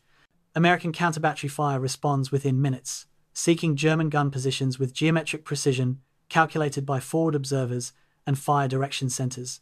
Then comes the fog, thick as it has been every morning for 5 days, reducing visibility to a few dozen meters and transforming the battlefield into a blind maze where friend and enemy are equally invisible. Into this fog, German armor advances from staging areas in the Forêt de Paroy, probing for weaknesses, seeking opportunities, attempting to achieve the breakthrough that has eluded them since September 19th. American defenders, now thoroughly familiar with German tactics, wait in their hull-down positions and prepared ambush sites, confident in their advantages of terrain and firepower. The engagement that develops this morning follows a pattern established over 4 previous days, but contains unique variations that prevent it from becoming predictable. The Germans attack from the northeast this time, a shift from previous approaches that suggests they are working systematically through possible attack axes. The assault force includes elements of both the 111th and 113th Panzer Brigades, combined into a composite battle group that brings together the best remaining crews and most operational tanks. Supporting them is a battalion of Panzer Grenadiers riding in half-tracks, infantry who will dismount to clear American defensive positions and enable the panzers to advance. The coordination between armor and infantry is better than in previous attacks, reflecting German tactical doctrine at its finest. American defenders identify the German approach through a combination of methods that would have seemed miraculous to armies of previous wars. Listening posts forward of the main line hear tank engines and radio their observations. Artillery forward observers, positioned in church steeples and other elevated observation posts, spot muzzle flashes through gaps in the fog, and calculate firing positions. Electronic intercept teams, monitoring German radio transmissions, identify unit call signs, and report German formations and locations. All this information flows to battalion and division fire direction centers, where staff officers plot enemy positions on maps and calculate firing solutions. By 0630, American artillery is engaging German assembly areas with systematic precision, disrupting attack preparations and forcing German commanders to adjust their timing. The fog lifts at 0915, later than previous days, revealing a battlefield already in motion. German panzers have closed to within 400 to 600 meters of American positions, having used the extended fog period to approach closer than in previous engagements. At these ranges, German advantages in armor and gunpowder matter more than American advantages in numbers and positioning. A Panther at 500 meters can penetrate a Sherman from any angle. A Sherman at 500 meters can penetrate a Panther only from the side or rear. The tactical geometry heavily favors the Germans, and for perhaps 30 minutes, the engagement goes badly for American defenders as German tanks methodically destroy Shermans that cannot effectively return fire. Sergeant Thomas Riley, commanding his Sherman in a hold-down position on the Arracourt Ridge, finds himself in exactly the nightmare scenario that tankers fear most, facing a Panther head-on at medium range where his gun is ineffective against its frontal armor. He fires anyway, the 76mm gun recoiling as his gunner sends a round toward the German tank. The tracer arcs across the gap and strikes the Panther's glacis plate, the angled frontal armor, and ricochets skyward in a shower of sparks. No penetration. The Panther's turret traverses toward Riley's position with mechanical precision. Riley has perhaps 3 seconds before the German fires. He drops into the tank shouting, "Driver, reverse, get us hull down." The Sherman lurches backward, disappearing behind the rise that has provided cover. The German round passes overhead, close enough that Riley hears it crack through the air. The engagement on September 23rd lasts 5 hours, from initial artillery preparation through final German withdrawal at 1400 hours. The fighting is brutal and intimate, conducted at ranges where crew quality and tactical positioning matter more than technological advantages. American defenders call artillery fire on German infantry attempting to advance with the panzers, breaking up combined arms attacks and forcing German tanks to advance without supporting infantry. German tanks respond by engaging American positions with high explosive shells, attempting to suppress defensive fire through volume of fire. Individual actions blur into a continuous thunder of gunfire and explosions that leaves survivors temporarily deafened and permanently traumatized. By mid-afternoon, the German attack has stalled.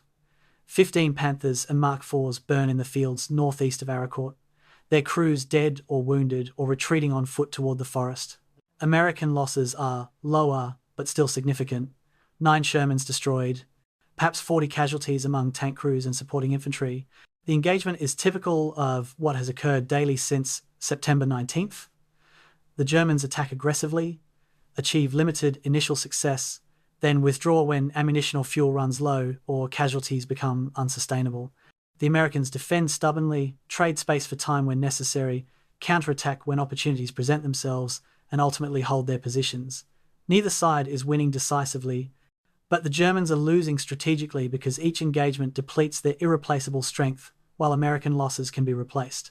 Claude Patton, the French farmer who retreated to his cellar on September 19th, has now spent 5 days underground with his family. They emerge only after dark to check for damage, gather food from their destroyed kitchen, and use the outdoor latrine. The cellar floor is crowded with neighbors who fled their own homes when German artillery destroyed them. 23 people share a space designed for storing root vegetables and wine, sleeping on the dirt floor, eating preserved food by candlelight, listening to the battle rage overhead. Patton's house has been struck 3 times, the upper floor destroyed, the ground floor damaged but partially habitable. His barn has burned completely, his livestock scattered or dead. His fields, worked by his family for generations, are cratered by shells and scarred by tank tracks. He estimates it will take 5 years to restore his farm if the battle ever ends, 10 years if it continues much longer. The cumulative casualties through September 25th reflect the sustained intensity of combat rare in modern warfare. German losses since September 19th Total, approximately 130 panzers and assault guns destroyed or disabled, plus 1,200 casualties among tank crews and supporting infantry. American losses are lower, but still substantial. 41 Sherman tanks destroyed, 340 casualties. The kill ratio, roughly 3-1 in American favor, reflects American advantages in terrain, firepower, and logistics. But the ratio also demonstrates German tactical competence. Even fighting from disadvantageous positions with declining resources, German units are extracting significant costs from their opponents. General Balck, monitoring these statistics daily, recognizes the unsustainability of current operations. At this loss rate, 5th Panzer Army will lose offensive capability within days. Yet orders from higher headquarters demand continued attacks. The pattern of daily combat establishes rhythms that both armies adapt to with grim professionalism. Mornings bring fog and German attacks, usually beginning between 0600 and 0700 hours. Mid-mornings bring clearing weather and intensive fighting as visibility improves, and both sides can coordinate their actions.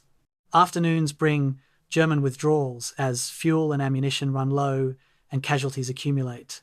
Evenings bring resupply operations, casualty evacuation, hasty repairs to damaged vehicles, and planning for the next day's operations.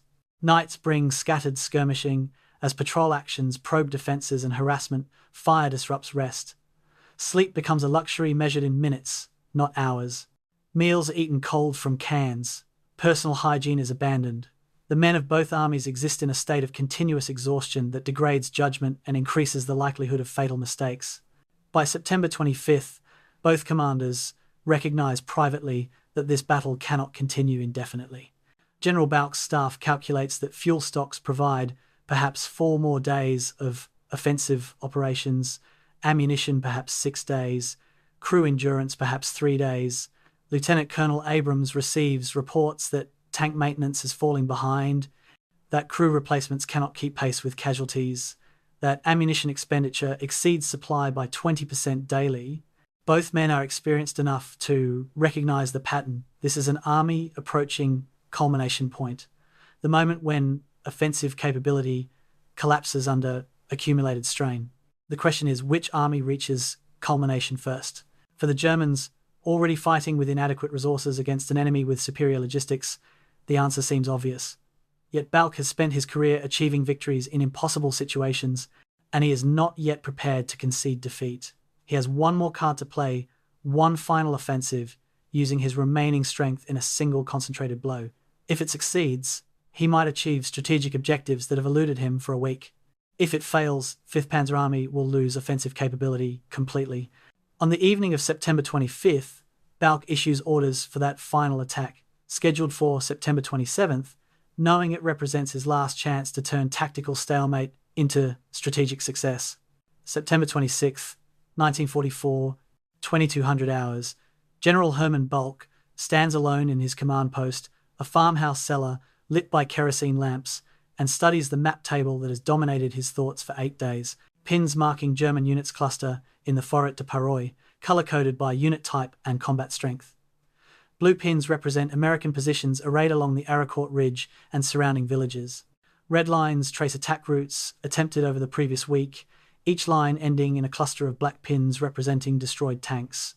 The map tells a story of persistent failure despite tactical competence, of an army trying everything possible within its means and achieving nothing decisive. In his career spanning 3 decades, Balck has commanded in desperate situations before, but this battle feels different. He is not being defeated by superior enemy tactics or unexpected complications. He is being defeated by arithmetic. The orders that arrived from Army Group G headquarters 2 hours ago demand what Balck knows is impossible. Arracourt must be taken within 48 hours to prevent American advance toward the German border. All available reserves are released to 5th Panzer Army for this purpose. Failure is unacceptable.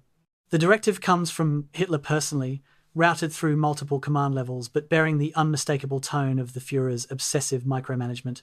Balck has received similar orders throughout his career, demands that military forces achieve objectives beyond their capability, accompanied by implications that failure reflects insufficient will rather than inadequate means. He knows better than to argue or explain why the orders cannot be executed as written. Instead, He plans how to make the best attempt possible with forces that are shadows of their former strength.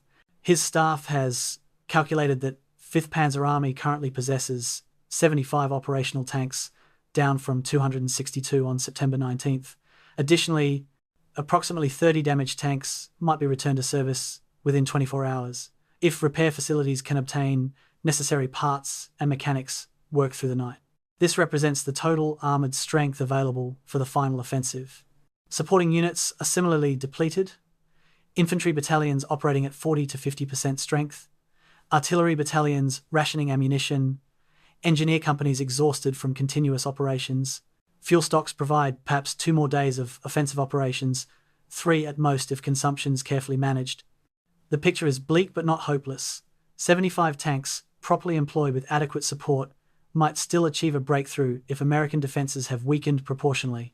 Balk's intelligence officers brief him on American dispositions, information gathered through aerial reconnaissance, signals intercept, and prisoner interrogation. The 4th Armoured Division has received reinforcements. Combat Command B arrived 3 days ago with approximately 60 fresh Sherman tanks, replacing American losses and adding to defensive strength. American defensive positions have been reinforced and improved, with additional minefields, obstacles, and prepared artillery concentrations. American morale appears high despite continuous combat. Most troublingly, American fuel and ammunition supplies appear adequate, suggesting their logistics have caught up after the shortages that initially paused Patton's advance. The intelligence assessment concludes that American defensive capability has increased, even as German offensive capability has declined. The force ratio, already unfavourable on September 19th, has become catastrophic. Yet Balk has spent his career finding ways to achieve tactical success despite unfavourable odds. His plan for September 27th represents his most sophisticated attempt yet, incorporating lessons from every previous engagement. The attack will be concentrated, not dispersed, all 75 operational tanks committed in a single sector rather than spread across multiple axes. The attack will be supported by every available artillery piece, firing a systematic preparatory bombardment to suppress American defences. The attack will be timed for 0500 hours, early enough that fog might provide concealment, but late enough that German forces can navigate to their assault positions in darkness. Most critically, the attack will be followed immediately by exploitation forces, ready to rush through any breakthrough and capture Arracourt village before American reserves can respond.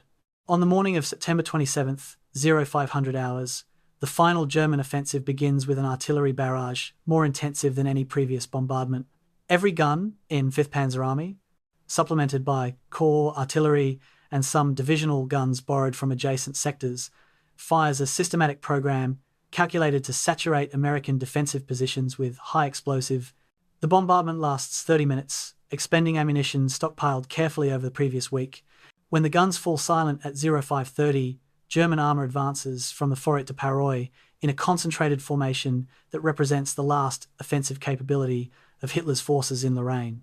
Panthers and Mark IVs, many showing damage from previous engagements, roll westward through the pre-dawn darkness, with crews who understand this is their final attack, that success or failure here will determine the battle's outcome. The German attack achieves initial surprise despite American expectations of continued offensive action. The artillery barrage, heavier than previous bombardments, forces many American tank crews to seek shelter, delaying their response to the armoured assault that follows. German tanks, advancing in tight formation with excellent fire discipline, penetrate American forward positions in the sector northeast of Arracourt, where defences were assessed as weakest. Within 30 minutes, German armour has advanced nearly a kilometre into American defensive depth, overrunning several outposts and disrupting communications. The breakthrough appears imminent as Panzer Grenadiers following the tanks begin clearing trenches and prepared positions. For a brief window from 0600 to 0700 hours, German forces achieve exactly what Balk envisioned, a concentrated penetration threatening to unravel American defences. Then fog lifts at 0900 hours, and American firepower descends with terrible efficiency. Artillery forward observers, having waited through the morning darkness for sufficient visibility to adjust fire, now call in concentrated bombardments on German forces caught in the open between their starting positions and their objectives. American tanks that withdrew during the initial German assault now return, firing into German flanks from positions the attackers cannot effectively engage. Most devastatingly, American fighter bombers appear overhead for the first time in 3 days. The weather having finally cleared sufficiently for air operations. P-47 Thunderbolts dive through scattered anti-aircraft fire to attack German armor with rockets and bombs, transforming the battlefield into an inferno of exploding vehicles and detonating ammunition. Sergeant Thomas Riley, commanding his Sherman from a position northwest of the German breakthrough, watches as the battle turns decisively in American favor.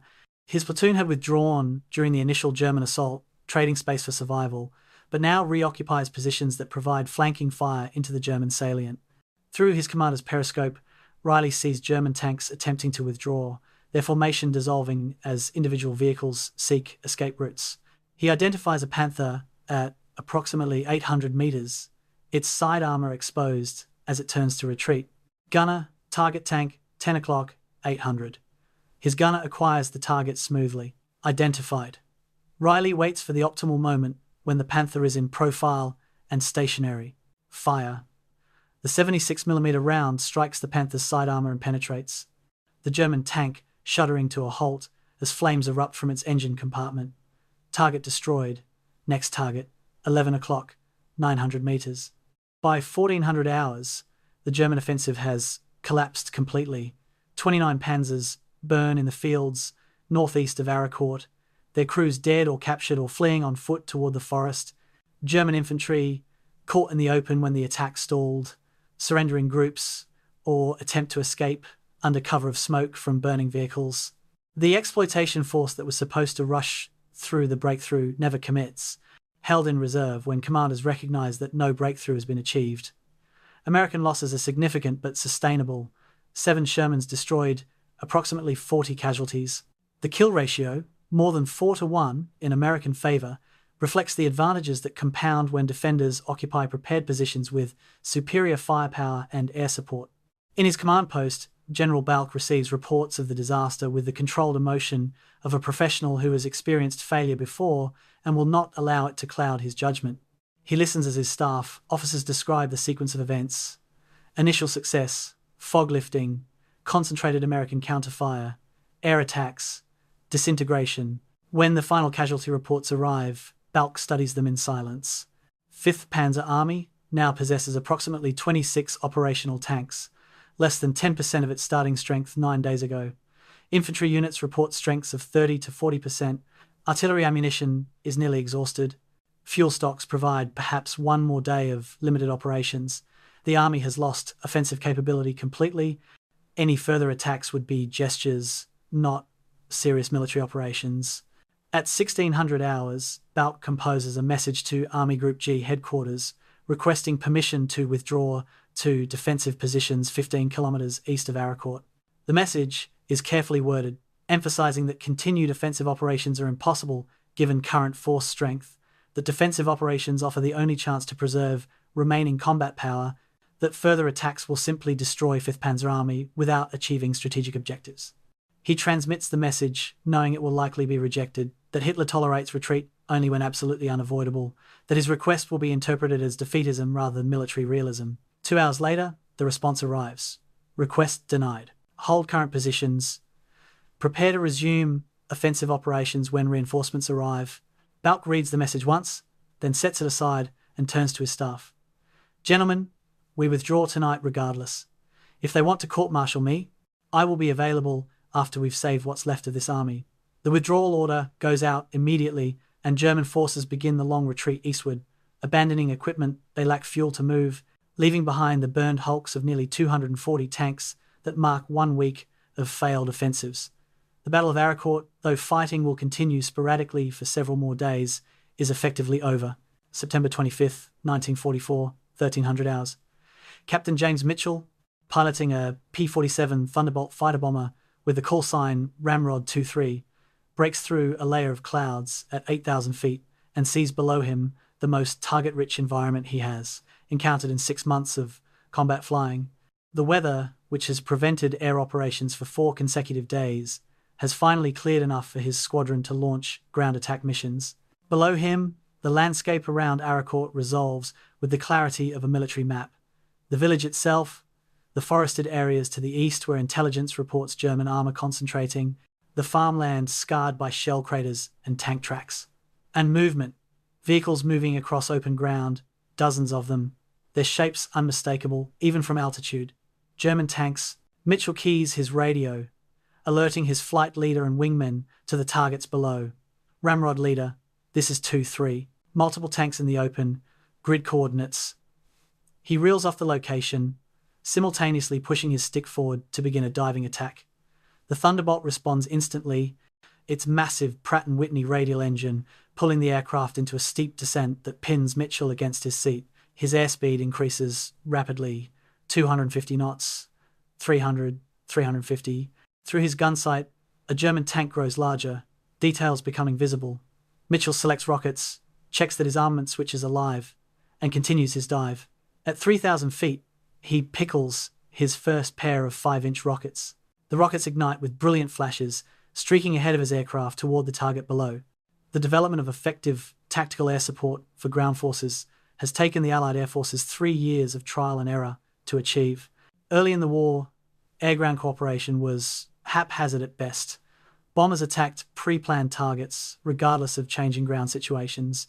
Fighters strafed based on pilot initiative, with minimal coordination, and communication between aircraft and ground units was nearly non-existent. By September 1944, the system has evolved into something approaching efficiency. Forward air controllers, specially trained officers embedded with ground units, maintain direct radio communication with aircraft overhead. These controllers can observe enemy movements, identify targets, and vector fighter bombers to precise locations within minutes.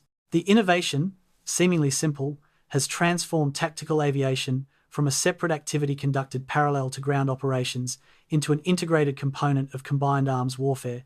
The P-47 Thunderbolt, affectionately nicknamed Jug by crews who appreciate its rugged durability, exemplifies the American approach to tactical aviation.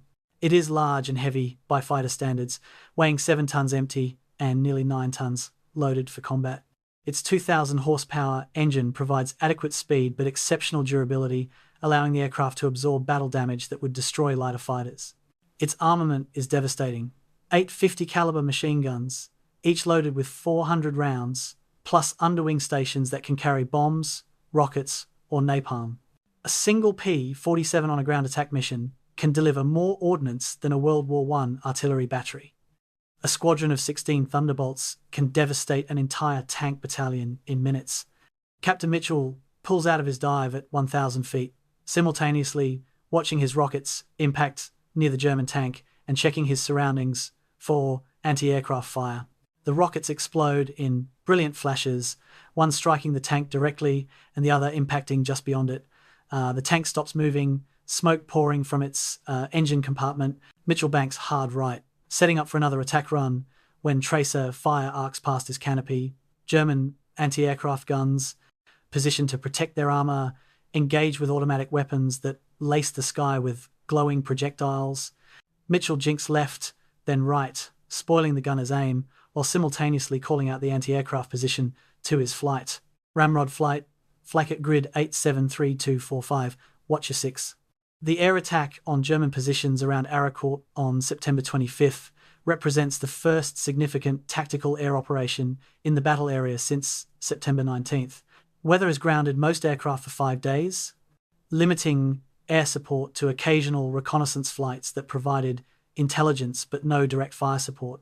The clearing weather allows 9th Air Force to launch maximum effort missions, more than 100 P-47 sorties over the Arracourt sector in 6 hours, each aircraft making multiple attack runs before returning to base to rearm and refuel.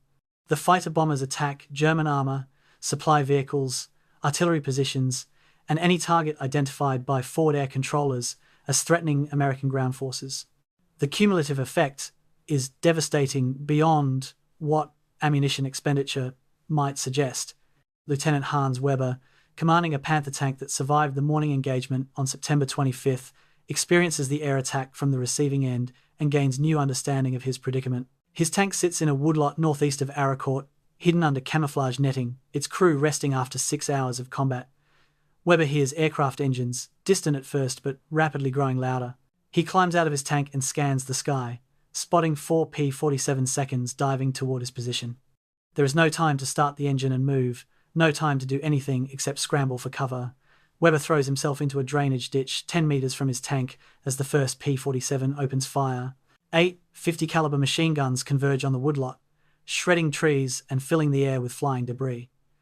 Rockets follow, impacting with thunderous explosions that shake the ground. Weber presses himself into the mud, hands over his head, utterly helpless. When the attack ends and the aircraft depart, Weber emerges to find his Panther burning, struck by at least one rocket that penetrated the thinner roof armor and detonated inside. 3 other tanks in his company are also burning. His crew, sheltering in the same ditch, survived uninjured but are in shock. Weber's radio operator, a veteran who has fought since 1941 on both the eastern and western fronts, sits on the ground, staring at nothing, and speaks the thought they all share. How do we fight this? We can't see them until they're already attacking. We can't hide from them. We can't shoot back effectively. They can kill us anytime they want.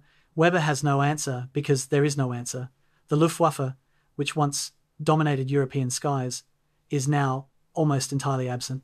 German anti-aircraft guns are too few and poorly positioned. German tanks, deadly against ground targets, are nearly helpless against air attack.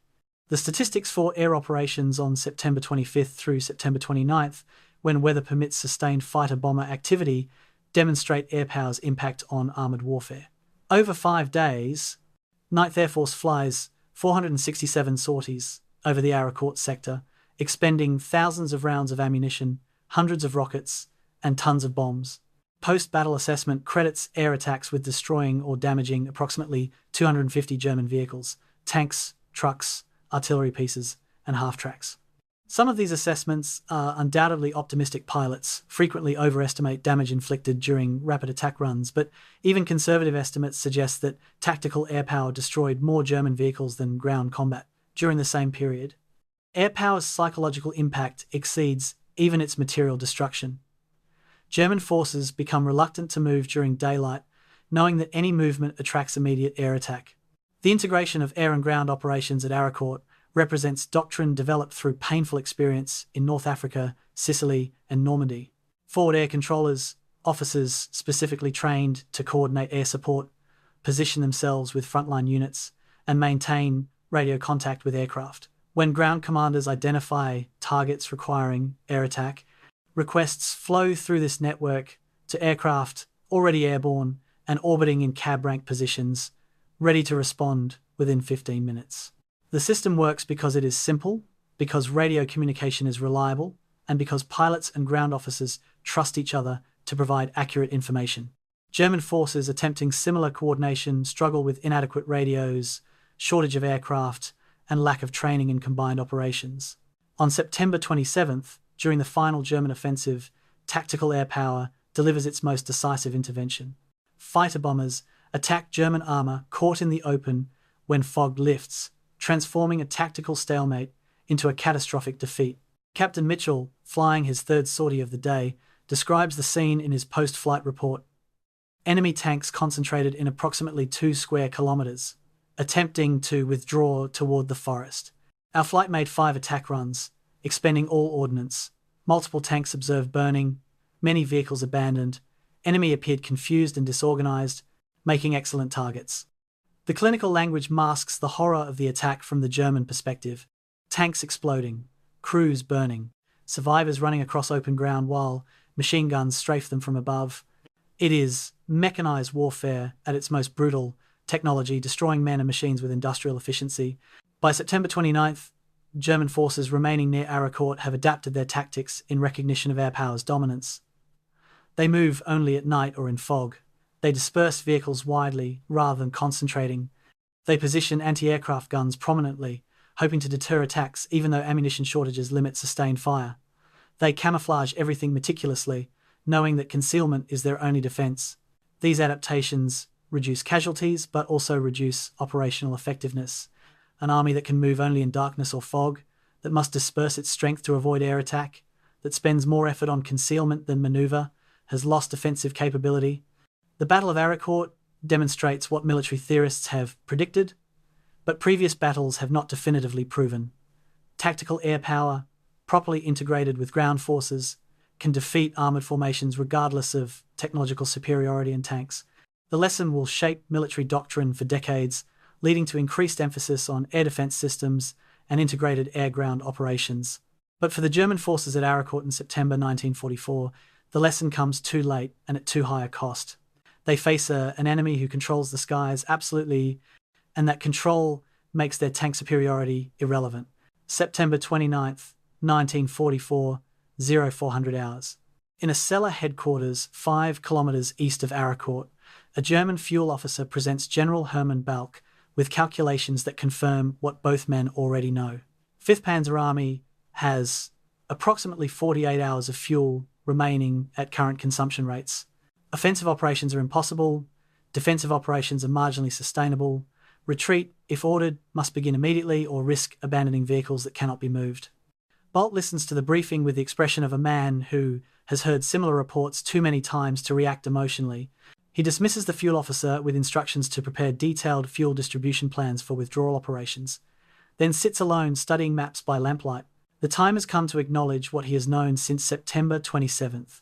The battle is lost, the offensive has failed, continued operations will only destroy what remains of his command. The decision to withdraw requires no debate or soul-searching. Balck's military judgment, honed through decades of experience, tells him clearly that further attacks with 26 operational tanks against an enemy with 130 tanks supported by total air supremacy would be suicide, not warfare. His orders demand continued offensive operations, but orders written by staffs hundreds of kilometers from the battlefield cannot change battlefield reality. The only question is whether to request permission for withdrawal, knowing permission will likely be denied, or simply order withdrawal and accept the consequences. Balck chooses the latter. History, he reflects, may judge him a coward or a traitor for abandoning Hitler's offensive without authorization. He can live with that judgment more easily than he could live with responsibility for destroying his army in attacks he knows will fail. At 0600 hours, elements of the German 113th Panzer Brigade attempt what will be their final attack of the battle. 18 operational tanks, perhaps a quarter of the brigade's starting strength, advance toward American positions northeast of Arracourt in a dawn assault that follows the same pattern as every previous attack. Movement in darkness, approach to assault positions, attack at first light. American defenders, thoroughly familiar with German tactics after 11 days of combat, respond with practiced efficiency. Artillery fire saturates probable German assembly areas. Tank destroyers positioned in roving reserve intercept the German advance. Sherman tanks in hull-down positions engage at ranges where American numerical superiority compensates for German technological advantages. The engagement lasts 45 minutes. By 0645, the German attack has failed. 11 of 18 attacking tanks are destroyed or disabled. The remaining 7 withdraw in disorder, several abandoning the field when mechanical failures or fuel exhaustion makes further movement impossible. American losses total 3 Shermans damaged, none destroyed. The kill ratio approaches 4-1, consistent with the overall battle pattern. But numbers alone fail to capture the psychological dimension of this final engagement. German crews, exhausted after 11 days of continuous combat and demoralized by endless defeats, lack the aggressive spirit that characterized earlier attacks. Several tanks withdraw at the first sign of serious resistance, others fire a few rounds before retreating. The attack feels like a formality, something attempted because orders demanded it, but executed without conviction that success is possible. At 10 to 100 hours, the weather clears completely for the first time in 3 days. American fighter bombers, grounded by fog and low clouds during the morning engagement, now arrive over the battlefield in force. They find German vehicles attempting to retreat toward the Forêt de Paroy, moving in daylight out of desperation rather than choice. The aircraft attack with devastating efficiency, destroying 14 tanks and 23 other vehicles in the space of 2 hours. German survivors abandon vehicles that are still operational, fleeing on foot into the forest rather than remaining with tanks that have become death traps. The spectacle is pitiful and terrible. Soldiers who have fought with skill and courage for nearly 2 weeks, running from their positions in panic, leaving behind equipment they can no longer defend or operate. At 1400 hours, American patrols, advancing cautiously from Arracourt encounter, abandoned German vehicles scattered across the landscape. A Sherman company moving northeast finds 4 Panthers sitting beside a road, their crews gone, fuel tanks empty. Infantry clearing the Forêt de Paroy discover supply dumps abandoned intact, ammunition stacked in crates. fuel drums punctured to prevent American use. Engineering equipment, artillery pieces, trucks, half-tracks, all the machinery of modern warfare litter the forest and surrounding fields, mute testimony to an army in full retreat. American intelligence officers, examining captured documents and interrogating prisoners, piece together the story. 5th Panzer Army has withdrawn to defensive positions 15 kilometers east, abandoning 86 vehicles. It lacked fuel to move. The final accounting of the Battle of Arracourt requires weeks of careful documentation as intelligence officers count destroyed vehicles, compile casualty reports, and analyze after-action assessments. German losses are catastrophic by any measure. 236 tanks and assault guns destroyed or abandoned, representing 90% of 5th Panzer Army's starting armoured strength. Infantry casualties approach 3,000 killed, wounded, and missing. Artillery losses include 42 guns destroyed or captured. Truck and vehicle losses exceed 400. The army that attacked with such confidence on September 19th has been effectively destroyed as an offensive force, reduced to defending remnants without capacity for major operations. American losses, though significant in absolute terms, are sustainable given the logistical and industrial base supporting them. 55 Sherman tanks were destroyed during the battle, of which 41 were recovered and returned to service after repair. Total American casualties, number 340, killed, wounded, and missing across all units involved. Artillery ammunition expenditure exceeded 50,000 rounds, quickly replenished from supply depots that have caught up after the fuel crisis that initially paused Third Army's advance. Equipment losses are negligible except for tanks, a few dozen trucks, some artillery pieces, various small equipment. Within 2 weeks, 4th Armoured Division will have replaced all losses and be ready for further operations. The battlefield silence on the evening of September 29th carries a quality different from previous evenings. For 11 consecutive nights, the darkness brought artillery exchanges, patrol actions, and the rumble of tanks moving to new positions. Tonight brings only wind through destroyed villages and the crackle of fires burning in the hulks of destroyed vehicles. American tankers sit on their Shermans and smoke cigarettes, talking quietly, still processing the realization that the battle is over. Some clean their weapons meticulously, the ritual of maintenance providing comfort after the chaos of combat. Others write letters home, trying to describe experiences that resist description. A few sleep, the exhausted sleep of men who have survived what they were not certain they would survive. Sergeant Thomas Riley walks across the battlefield as evening fades into night, moving among destroyed German tanks with a flashlight that illuminates twisted metal and charred interiors. He is not looting the military police would arrest him, but simply looking, trying to understand what happened here. A Panther sits with its turret blown completely off by ammunition detonation, the violence of the explosion evident in bent armor plates and scattered debris. A Mark IV has burned so thoroughly that the interior is empty except for melted metal pooled in the hull bottom. Riley finds a German tanker's notebook lying in the mud beside a destroyed vehicle, its pages water-damaged but partially readable. The last entry, dated September 27th, says simply, "I don't think we're going home." Riley pockets the notebook, not as a souvenir, but as evidence of a truth he already knows. The men in these destroyed tanks were soldiers like himself, trying to survive, failing through no fault of their own. In the cellars of Arracourt village, French civilians emerge cautiously as darkness falls, checking whether the guns have finally stopped for good or merely paused as they have done so many times before. Claude Petitjean, the farmer who has spent 11 days underground with his family, climbs the cellar stairs and emerges into his destroyed home. The upper floor is gone completely, collapsed into rubble. The ground floor is damaged but standing. His barn has burned. His fields are moonscapes of craters and tank tracks.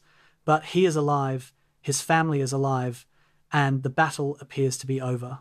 He stands in the ruins of his home and watches American tanks silhouetted against the sunset, their crews relaxing for the first time in nearly 2 weeks. Tomorrow, he will begin the work of rebuilding. Tonight, he allows himself to simply survive. October 1st, 1944. Captain Richard Harrison, commanding a Graves registration company, stands at the edge of the Arracourt battlefield and surveys terrain that will occupy his unit for weeks. His mission is among the least glamorous and most necessary in modern warfare, recovering bodies, identifying the dead, and ensuring proper burial for those who fell. The battlefield sprawls across 15 square kilometers of farmland, forest, and villages, every meter scarred by combat. Shell craters pock the ground at irregular intervals. Tank tracks have churned fields into muddy moonscapes. Destroyed vehicles sit at scattered intervals, some still smoking 3 days after the battle ended. Harrison estimates his company will recover between 200 and 300 bodies, perhaps half German and half a combination of American and French civilian casualties. The work begins methodically, teams of soldiers moving across the battlefield in organized search patterns. They locate bodies by sight, by smell, and sometimes by information from local civilians who know where fighting was heaviest. Each body receives careful documentation, location found, identifying marks or documents, unit insignia if discernible, condition. American dead are photographed, fingerprinted when possible, and prepared for burial in American military cemeteries. German dead receive similar respect, gathered for burial in designated German cemeteries per Geneva Convention requirements. The work is grim and physically demanding, made worse by September's unseasonable warmth that has accelerated decomposition. Soldiers rotate through the duty in shifts, no one working more than 4 hours before being relieved. The count of destroyed vehicles exceeds even the most pessimistic intelligence estimates. Teams of ordnance specialists moving across the battlefield document 281 German armoured vehicles, tanks, assault guns, self-propelled artillery, armoured cars.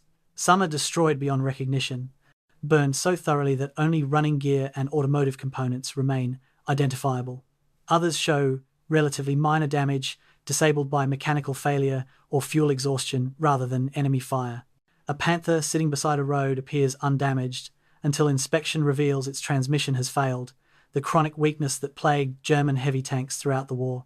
Several Panthers and Mark IVs were simply abandoned when their crews ran out of fuel, left beside roads with hatches open and personal equipment scattered nearby.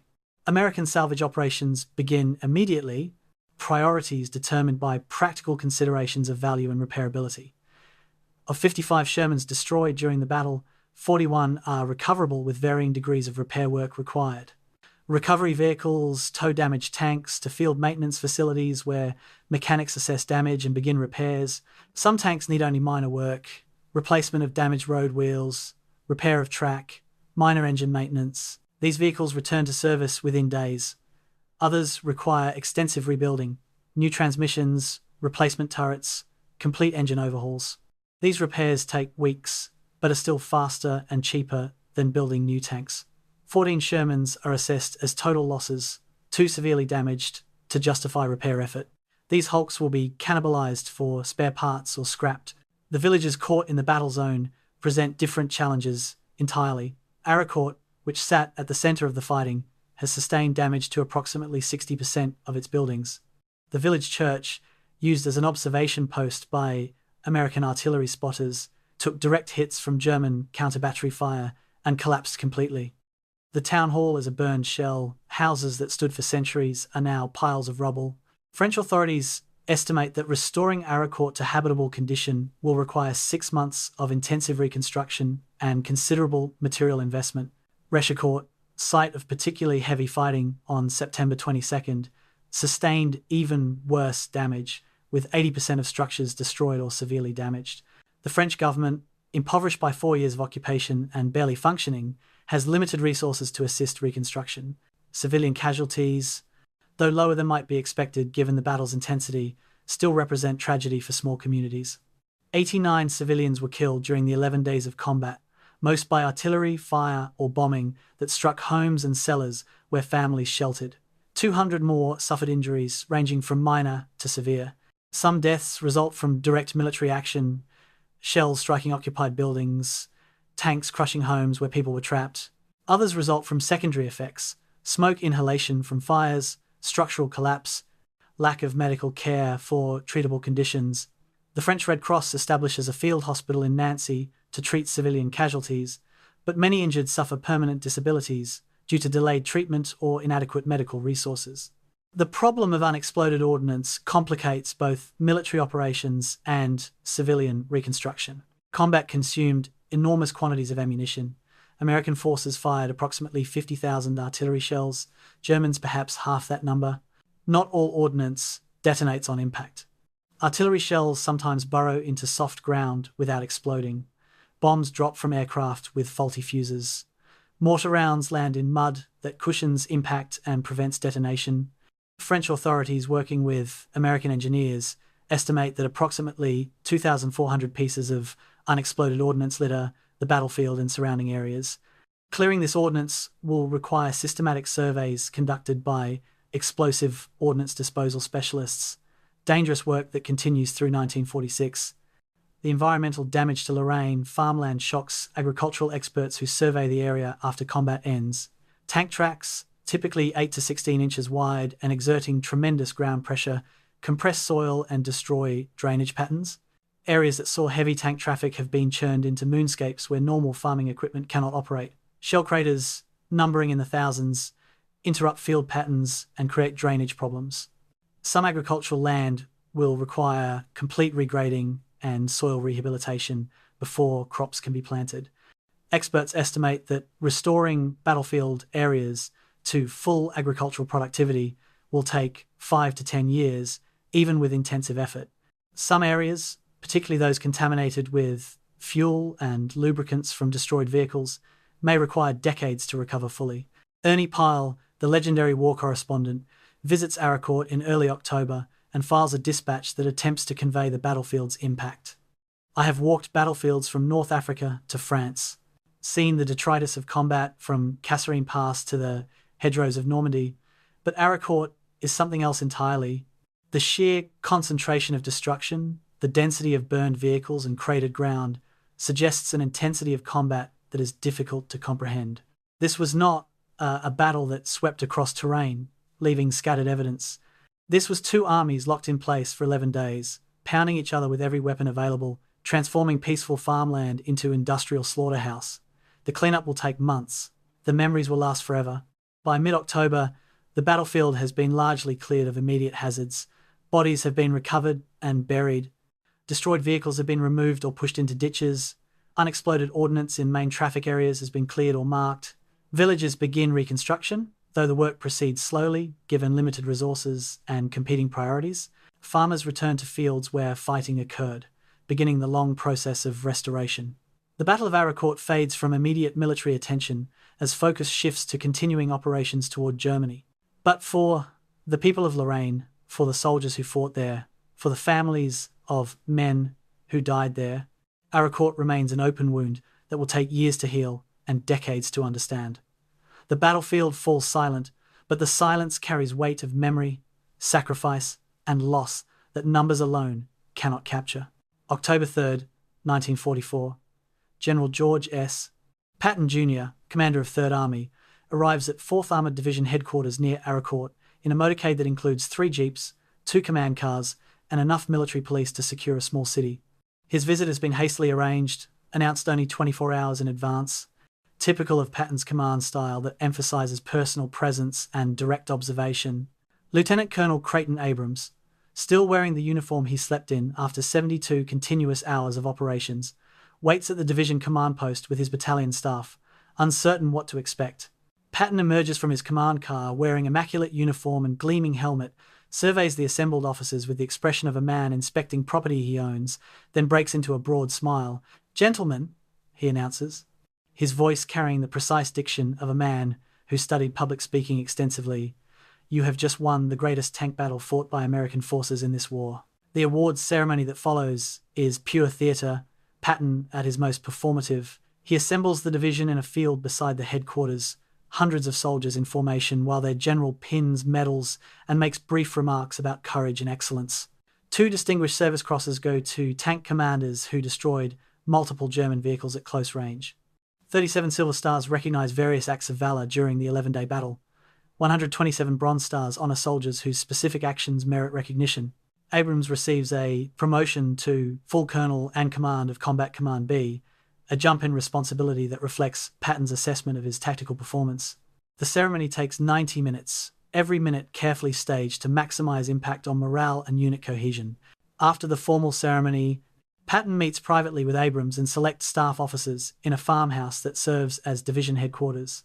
The mood shifts immediately from public performance to professional assessment. Patton spreads maps on a table and listens as Abrams briefs him on the battle. German tactics, American responses, key engagements, lessons learned. Patton interrupts occasionally with questions that demonstrate he has studied preliminary reports carefully and wants clarification on specific points. This engagement on September 27th, he asks, tapping the map. The Germans concentrated their remaining armor in single attack. Why did it fail? Abrams explains the combination of factors: American reinforcements arriving just before the attack, effective use of roving tank destroyer reserves, artillery concentration, and ultimately air power intervention when weather cleared. Patton nods slowly. Combined arms, that's the lesson here. Combined arms properly executed defeats technological superiority every time. The strategic implications of Arracourt occupy much of the private discussion. Patton understands that this battle vindicated his aggressive strategy of rapid advance despite logistical constraints. The Germans, forced to commit their last substantial armoured reserve in the west to stop Third Army, have suffered catastrophic losses without achieving any strategic objectives. The road to Germany remains open once fuel supplies permit resumption of offensive operations. More importantly, Arracourt has demonstrated that American armoured divisions, properly employed, can defeat German panzer forces even when outnumbered in individual tank quality. The battle proves that mobility, numerical superiority, and combined arms coordination compensate for disadvantages in armour, protection, and gunpowder. Yet Patton is careful not to overstate American tactical superiority or underestimate the German achievement. Make no mistake, he tells his assembled officers, we fought a damned good enemy here. Balck is one of the best generals Germany has, and he very nearly pulled this off, despite impossible odds. If their logistics had been adequate, if they'd had air support, if we hadn't held this ridge, he leaves the thought incomplete. But everyone understands the implication. The battle was won through advantages in terrain, resources, and air power, as much as through superior tactics. American forces fought well, but they fought from positions of strength against an enemy operating under crippling constraints. The question of tank quality provokes extended discussion, with Patton expressing opinions that will influence American armoured doctrine for the remainder of the war. I'm tired of hearing complaints about the Sherman, he states flatly. Yes, the Panther has a better gun and heavier armour. So what? We have 5 Shermans for every Panther, and ours actually run when we need them to. The boys here just destroyed 200 German tanks while losing 50 of ours. That's not because our tanks are bad. That's because our tactics are good, our logistics work, and our soldiers know how to fight. He acknowledges that improvements are welcome. The 76mm gun is better than the 75mm. Better armour would save lives, but insists that obsessing over individual tank quality misses the point of mechanised warfare. The lessons learned discussion generates a detailed memo that Patton orders distributed to all armoured divisions in Third Army. Key points include the importance of terrain selection for defensive operations, the value of roving reserve forces to counter penetrations, the necessity of integrating artillery and tank operations, and the critical role of tactical air support. The memo emphasizes aggressive counterattack as the response to enemy penetration rather than passive defense. It notes that hull-down positions enabled Sherman tanks to engage Panthers effectively at ranges where American guns could penetrate German armor. It highlights the importance of combined arms teams rather than pure tank formations. The document becomes required reading at armor schools and influences tactical training throughout the European theatre. Bradley visits Arracourt a week after Patton, conducting his own assessment of the Battle for Hire headquarters. His conclusions largely mirror Patton's, but emphasize different aspects. Bradley notes the logistical dimension, the fact that both armies fought under severe fuel and ammunition constraints that limited operations. He calculates that adequate German logistics would have extended the battle indefinitely, potentially resulting in American defeat despite tactical advantages. Bradley's report recommends continued prioritization of fuel allocation to First Army, arguing that reaching the Rhine quickly matters more than Patton's operations in Lorraine. The recommendation frustrates Patton, who believes Arracourt proved Third Army deserves priority, but Bradley's strategic logic prevails at SHIAF headquarters. On October 10th, the first training bulletins incorporating Arracourt lessons begin circulating to American armoured units throughout Europe and even reaching training bases in the United States. The bulletins include tactical diagrams, after-action reports, and specific recommendations based on 4th Armoured Division's experience. Armour schools add Arracourt scenarios to their training curriculum. Tank commanders study engagement reports to understand how American crews defeated technologically superior German tanks. The battle becomes a case study in combined arms warfare, demonstrating principles that will guide American armored doctrine through the remainder of World War II and beyond. For the officers and soldiers of 4th Armored Division, Patton's visit and the subsequent recognition represent validation of sacrifices made during 11 days of continuous combat. They have fought the battle their training prepared them for, adapted to German tactics more sophisticated than they expected, and prevailed despite individual disadvantages in equipment. The experience has forged unit cohesion and confidence that will sustain them through coming operations. They understand that they have been tested in ways few American units have experienced and have proven themselves equal to the challenge.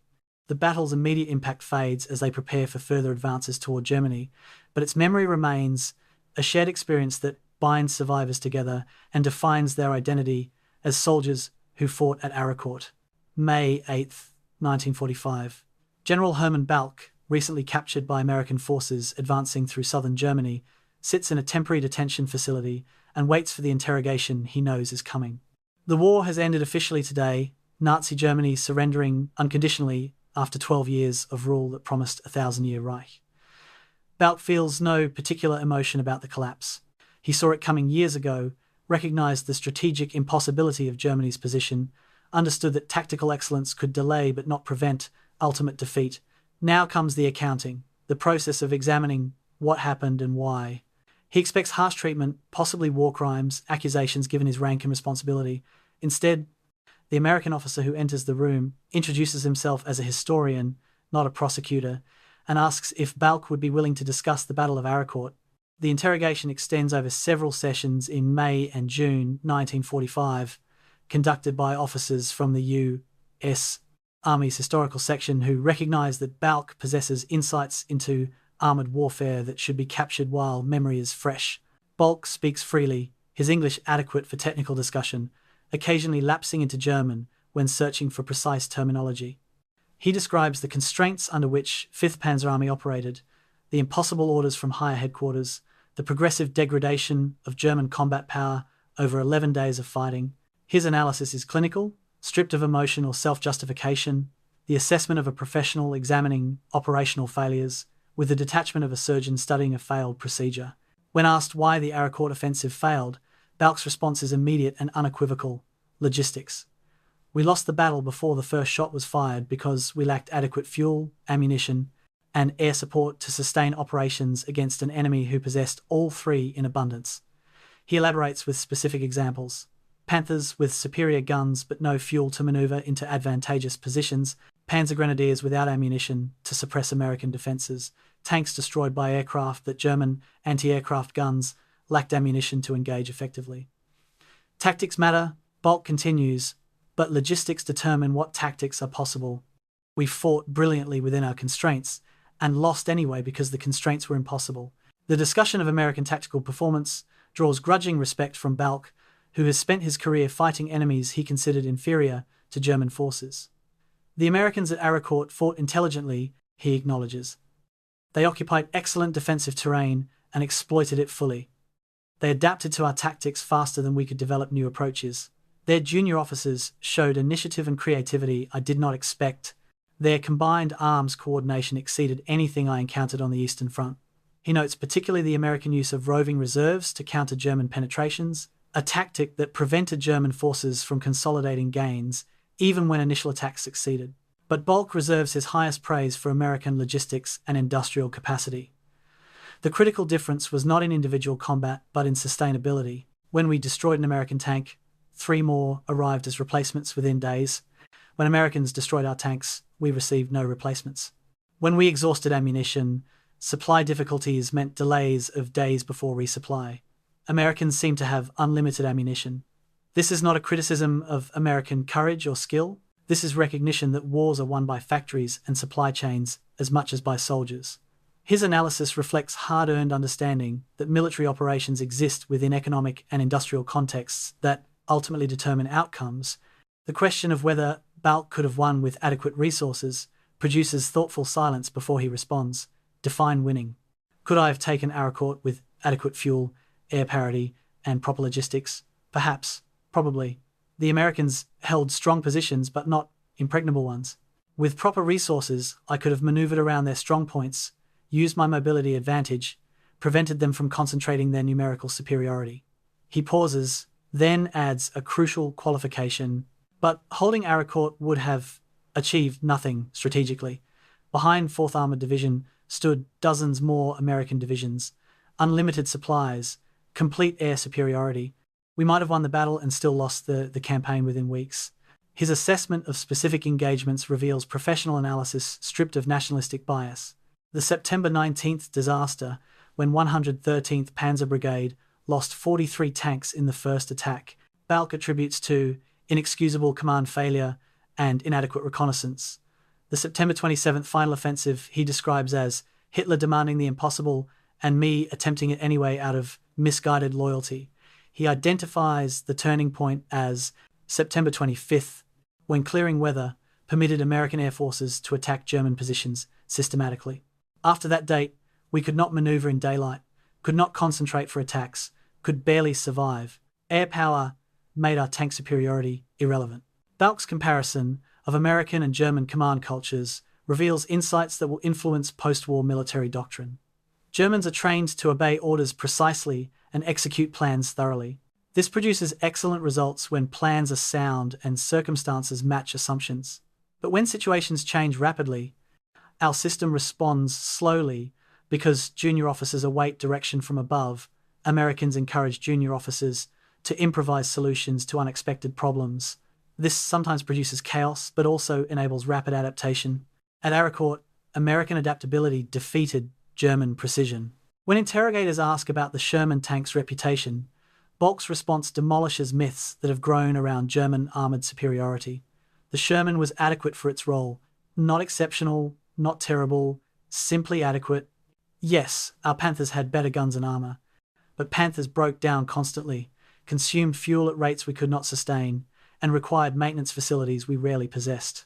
Shermans ran reliably, could be repaired quickly, and were numerous enough that losing them did not cripple American operations.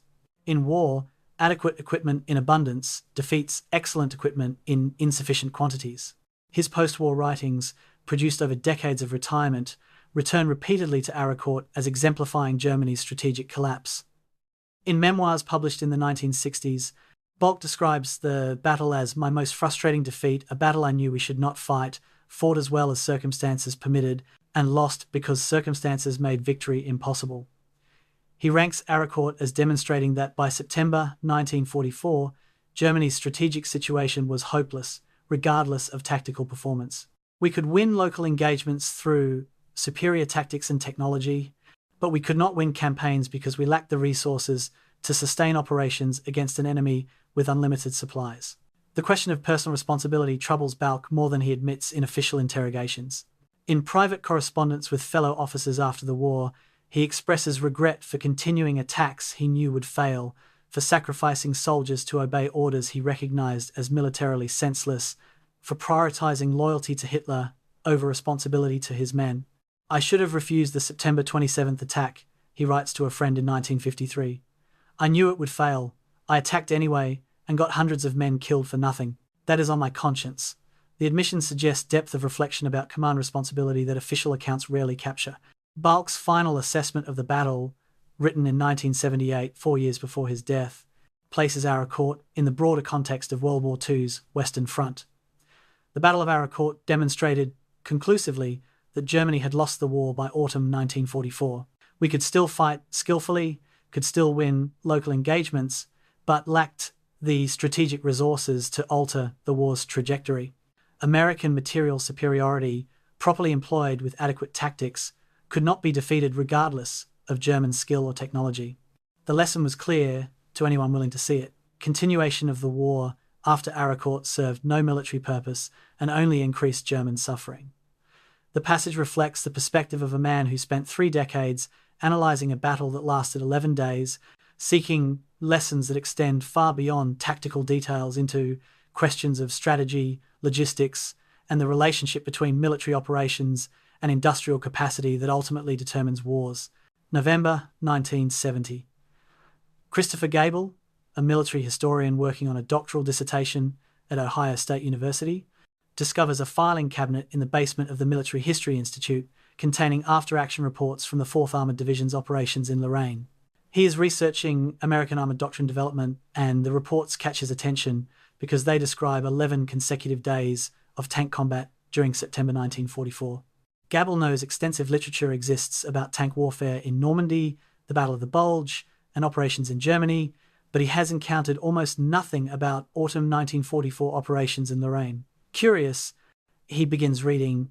6 hours later, having absorbed detailed accounts of what participants called the greatest tank battle on the Western Front, Gabel sits back in bewilderment and asks a question that will define his career. Why has no one written about this? The Battle of Arracourt disappeared from historical consciousness despite its scale and significance for reasons that reveal how military history is constructed and remembered. First, timing worked against it. Arracourt occurred in late September 1944, after the dramatic breakout from Normandy captured public imagination, but before the Battle of the Bulge provided the climactic winter crisis. The battle fell into a gap in narrative structure, neither part of the summer triumph nor the winter challenge. Second, Arracourt lacked a simple story. Unlike Normandy with its D-Day drama or the Bulge with its desperate defense, Arracourt was a methodical battle of attrition where Americans held strong defensive positions and destroyed German attacks through superior resources rather than dramatic heroism. The narrative failed to fit templates that post-war historians and popular writers preferred. Third, and perhaps most significantly, Arracourt contradicted emerging myths about Sherman tank inadequacy that took root in American popular consciousness during the 1950s and 60s. Books and articles emphasizing German technological superiority and depicting the Sherman as a death trap sold well to audiences seeking simple explanations for why the war cost so many American lives. Arracourt, where Sherman-equipped units destroyed German armor at 4-to-1 ratios, complicated this narrative. Historians who wanted to argue that American tanks were inadequate had to ignore or minimize the largest tank battle on the Western Front. Many simply ignored it, and Arracourt faded from historical memory except among veterans and specialist military historians. The veterans themselves, scattered across America after the war, maintained connections through 4th Armored Division reunions and veterans organizations. At a reunion in Denver in 1978, survivors of Arracourt gather to share memories and frustration that their battle has been forgotten. Staff Sergeant Thomas Riley, now retired from a career as a machinist in Ohio, tells a researcher attending the reunion, "We knew Arracourt was important while we were fighting it. We destroyed more tanks there than in any other battle we fought, but nobody outside the division seems to have heard of it. Sometimes I wonder if it actually happened or if we just imagined it." The comment reflects a deeper truth about military history. Battles are remembered through narratives that serve contemporary purposes rather than through objective significance. The academic rediscovery of Arracourt begins with Gabel's dissertation research and culminates in his 1986 book, Seek, Strike, and Destroy U.S. Army Tank Destroyer Doctrine in World War II, which includes substantial analysis of Arracourt as demonstrating combined arms principles. The book circulates primarily in military professional education circles, studied at West Point, the Army War College, and the Armor School at Fort Knox. Subsequent historians build on Gabel's work, producing articles and chapters that gradually restore Arracourt to its proper place in understanding the Western Front. By the 1990s, serious military historians recognize Arracourt as the largest tank battle fought by American forces in Europe and a critical case study in armored warfare. Military professional education embraces Arracourt enthusiastically once historians resurrect it from obscurity. The battle demonstrates principles that remain relevant decades after World War II. The importance of terrain selection, the value of combined arms coordination, the necessity of integrating air and ground operations, the role of logistics in determining tactical possibilities. Staff officers studying operational planning analyze Bulk's approach and identify his errors. Tank commanders study engagement reports to understand gunnery techniques and tactical positioning. Air Force officers examine the battle to understand close air support integration. The battle becomes curriculum rather than history, lessons that inform current practice rather than merely interesting events from the past. The comparison to famous World War II battles reveals Arracourt's significance through quantitative analysis that strips away narrative bias. At Kursk's Battle of Prokhorovka, often cited as history's largest tank battle, Approximately 300 tanks were destroyed over several days. At Arracourt, 281 German armored vehicles were destroyed over 11 days, plus 55 American tanks destroyed. The sustained intensity of Arracourt daily combat for 11 consecutive days actually exceeds Prokhorovka's intensity despite the Eastern Front battle's greater fame.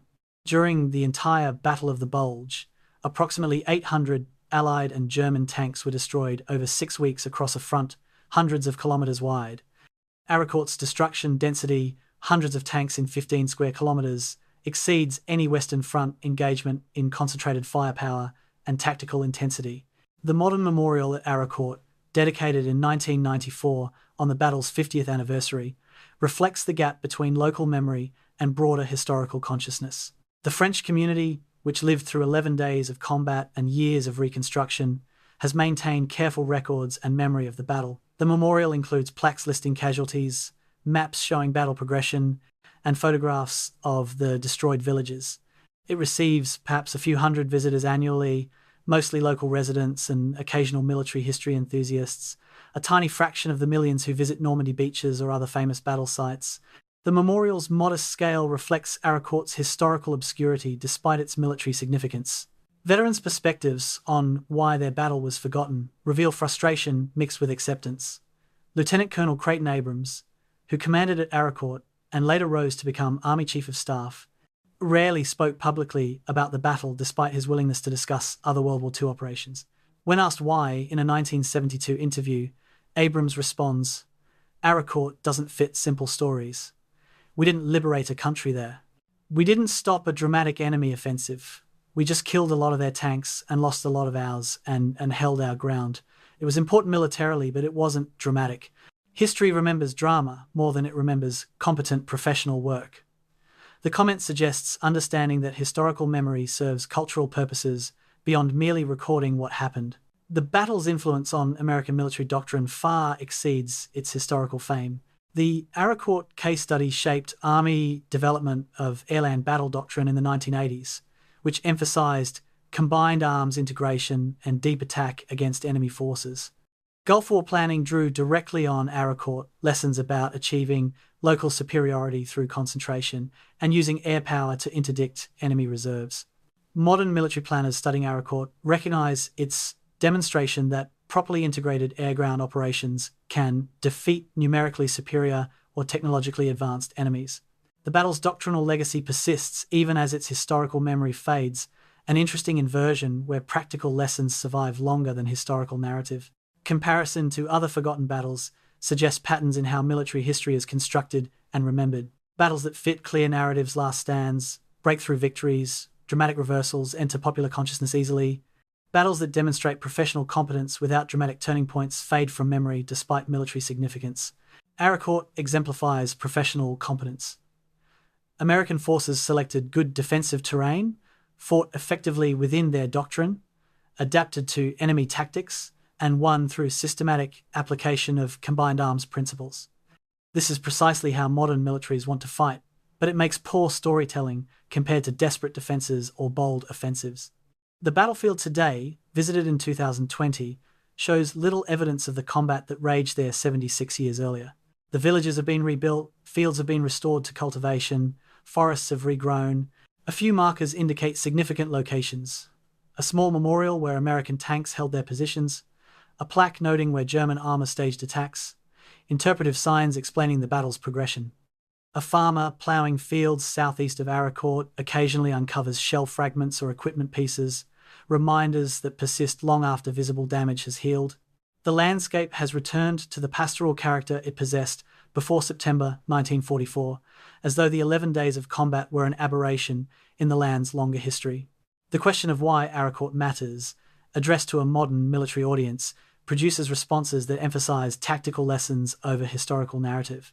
The battle demonstrates that technological advantages can be overcome through superior tactics, logistics, and combined arms integration. It proves that defensive terrain selection matters enormously in mechanized warfare. It shows how air power, properly integrated with ground operations, becomes decisive even against opponents with superior ground equipment. It illustrates that adaptable organizations learn and adjust faster than rigid hierarchies, regardless of individual skill levels. These lessons remain relevant in contemporary military operations, ensuring that Arracourt continues to be studied professionally even as it remains largely forgotten publicly. The final assessment, 76 years after the battle, acknowledges paradox at Arracourt's heart. It was simultaneously one of the most significant tank battles in Western military history and one of the most obscure. The battle proved principles of combined arms warfare that shaped doctrine for decades. It demonstrated American tactical competence and German operational exhaustion at a crucial moment in the war. It validated strategies and technologies that influenced Cold War military development, yet it remains largely unknown outside military professional circles, overshadowed by battles that fit simpler narratives or occurred at more dramatically significant moments. Perhaps this obscurity itself teaches a lesson, that military significance and historical memory follow different logics, that the battles that matter professionally are not always the battles that matter culturally, and that understanding war requires examining not just the dramatic moments that everyone remembers, but also the professional competence displayed in battles that history has largely forgotten. The men who fought at Arracourt in September 1944 deserve remembrance not for dramatic heroism but for professional excellence under extraordinarily difficult conditions.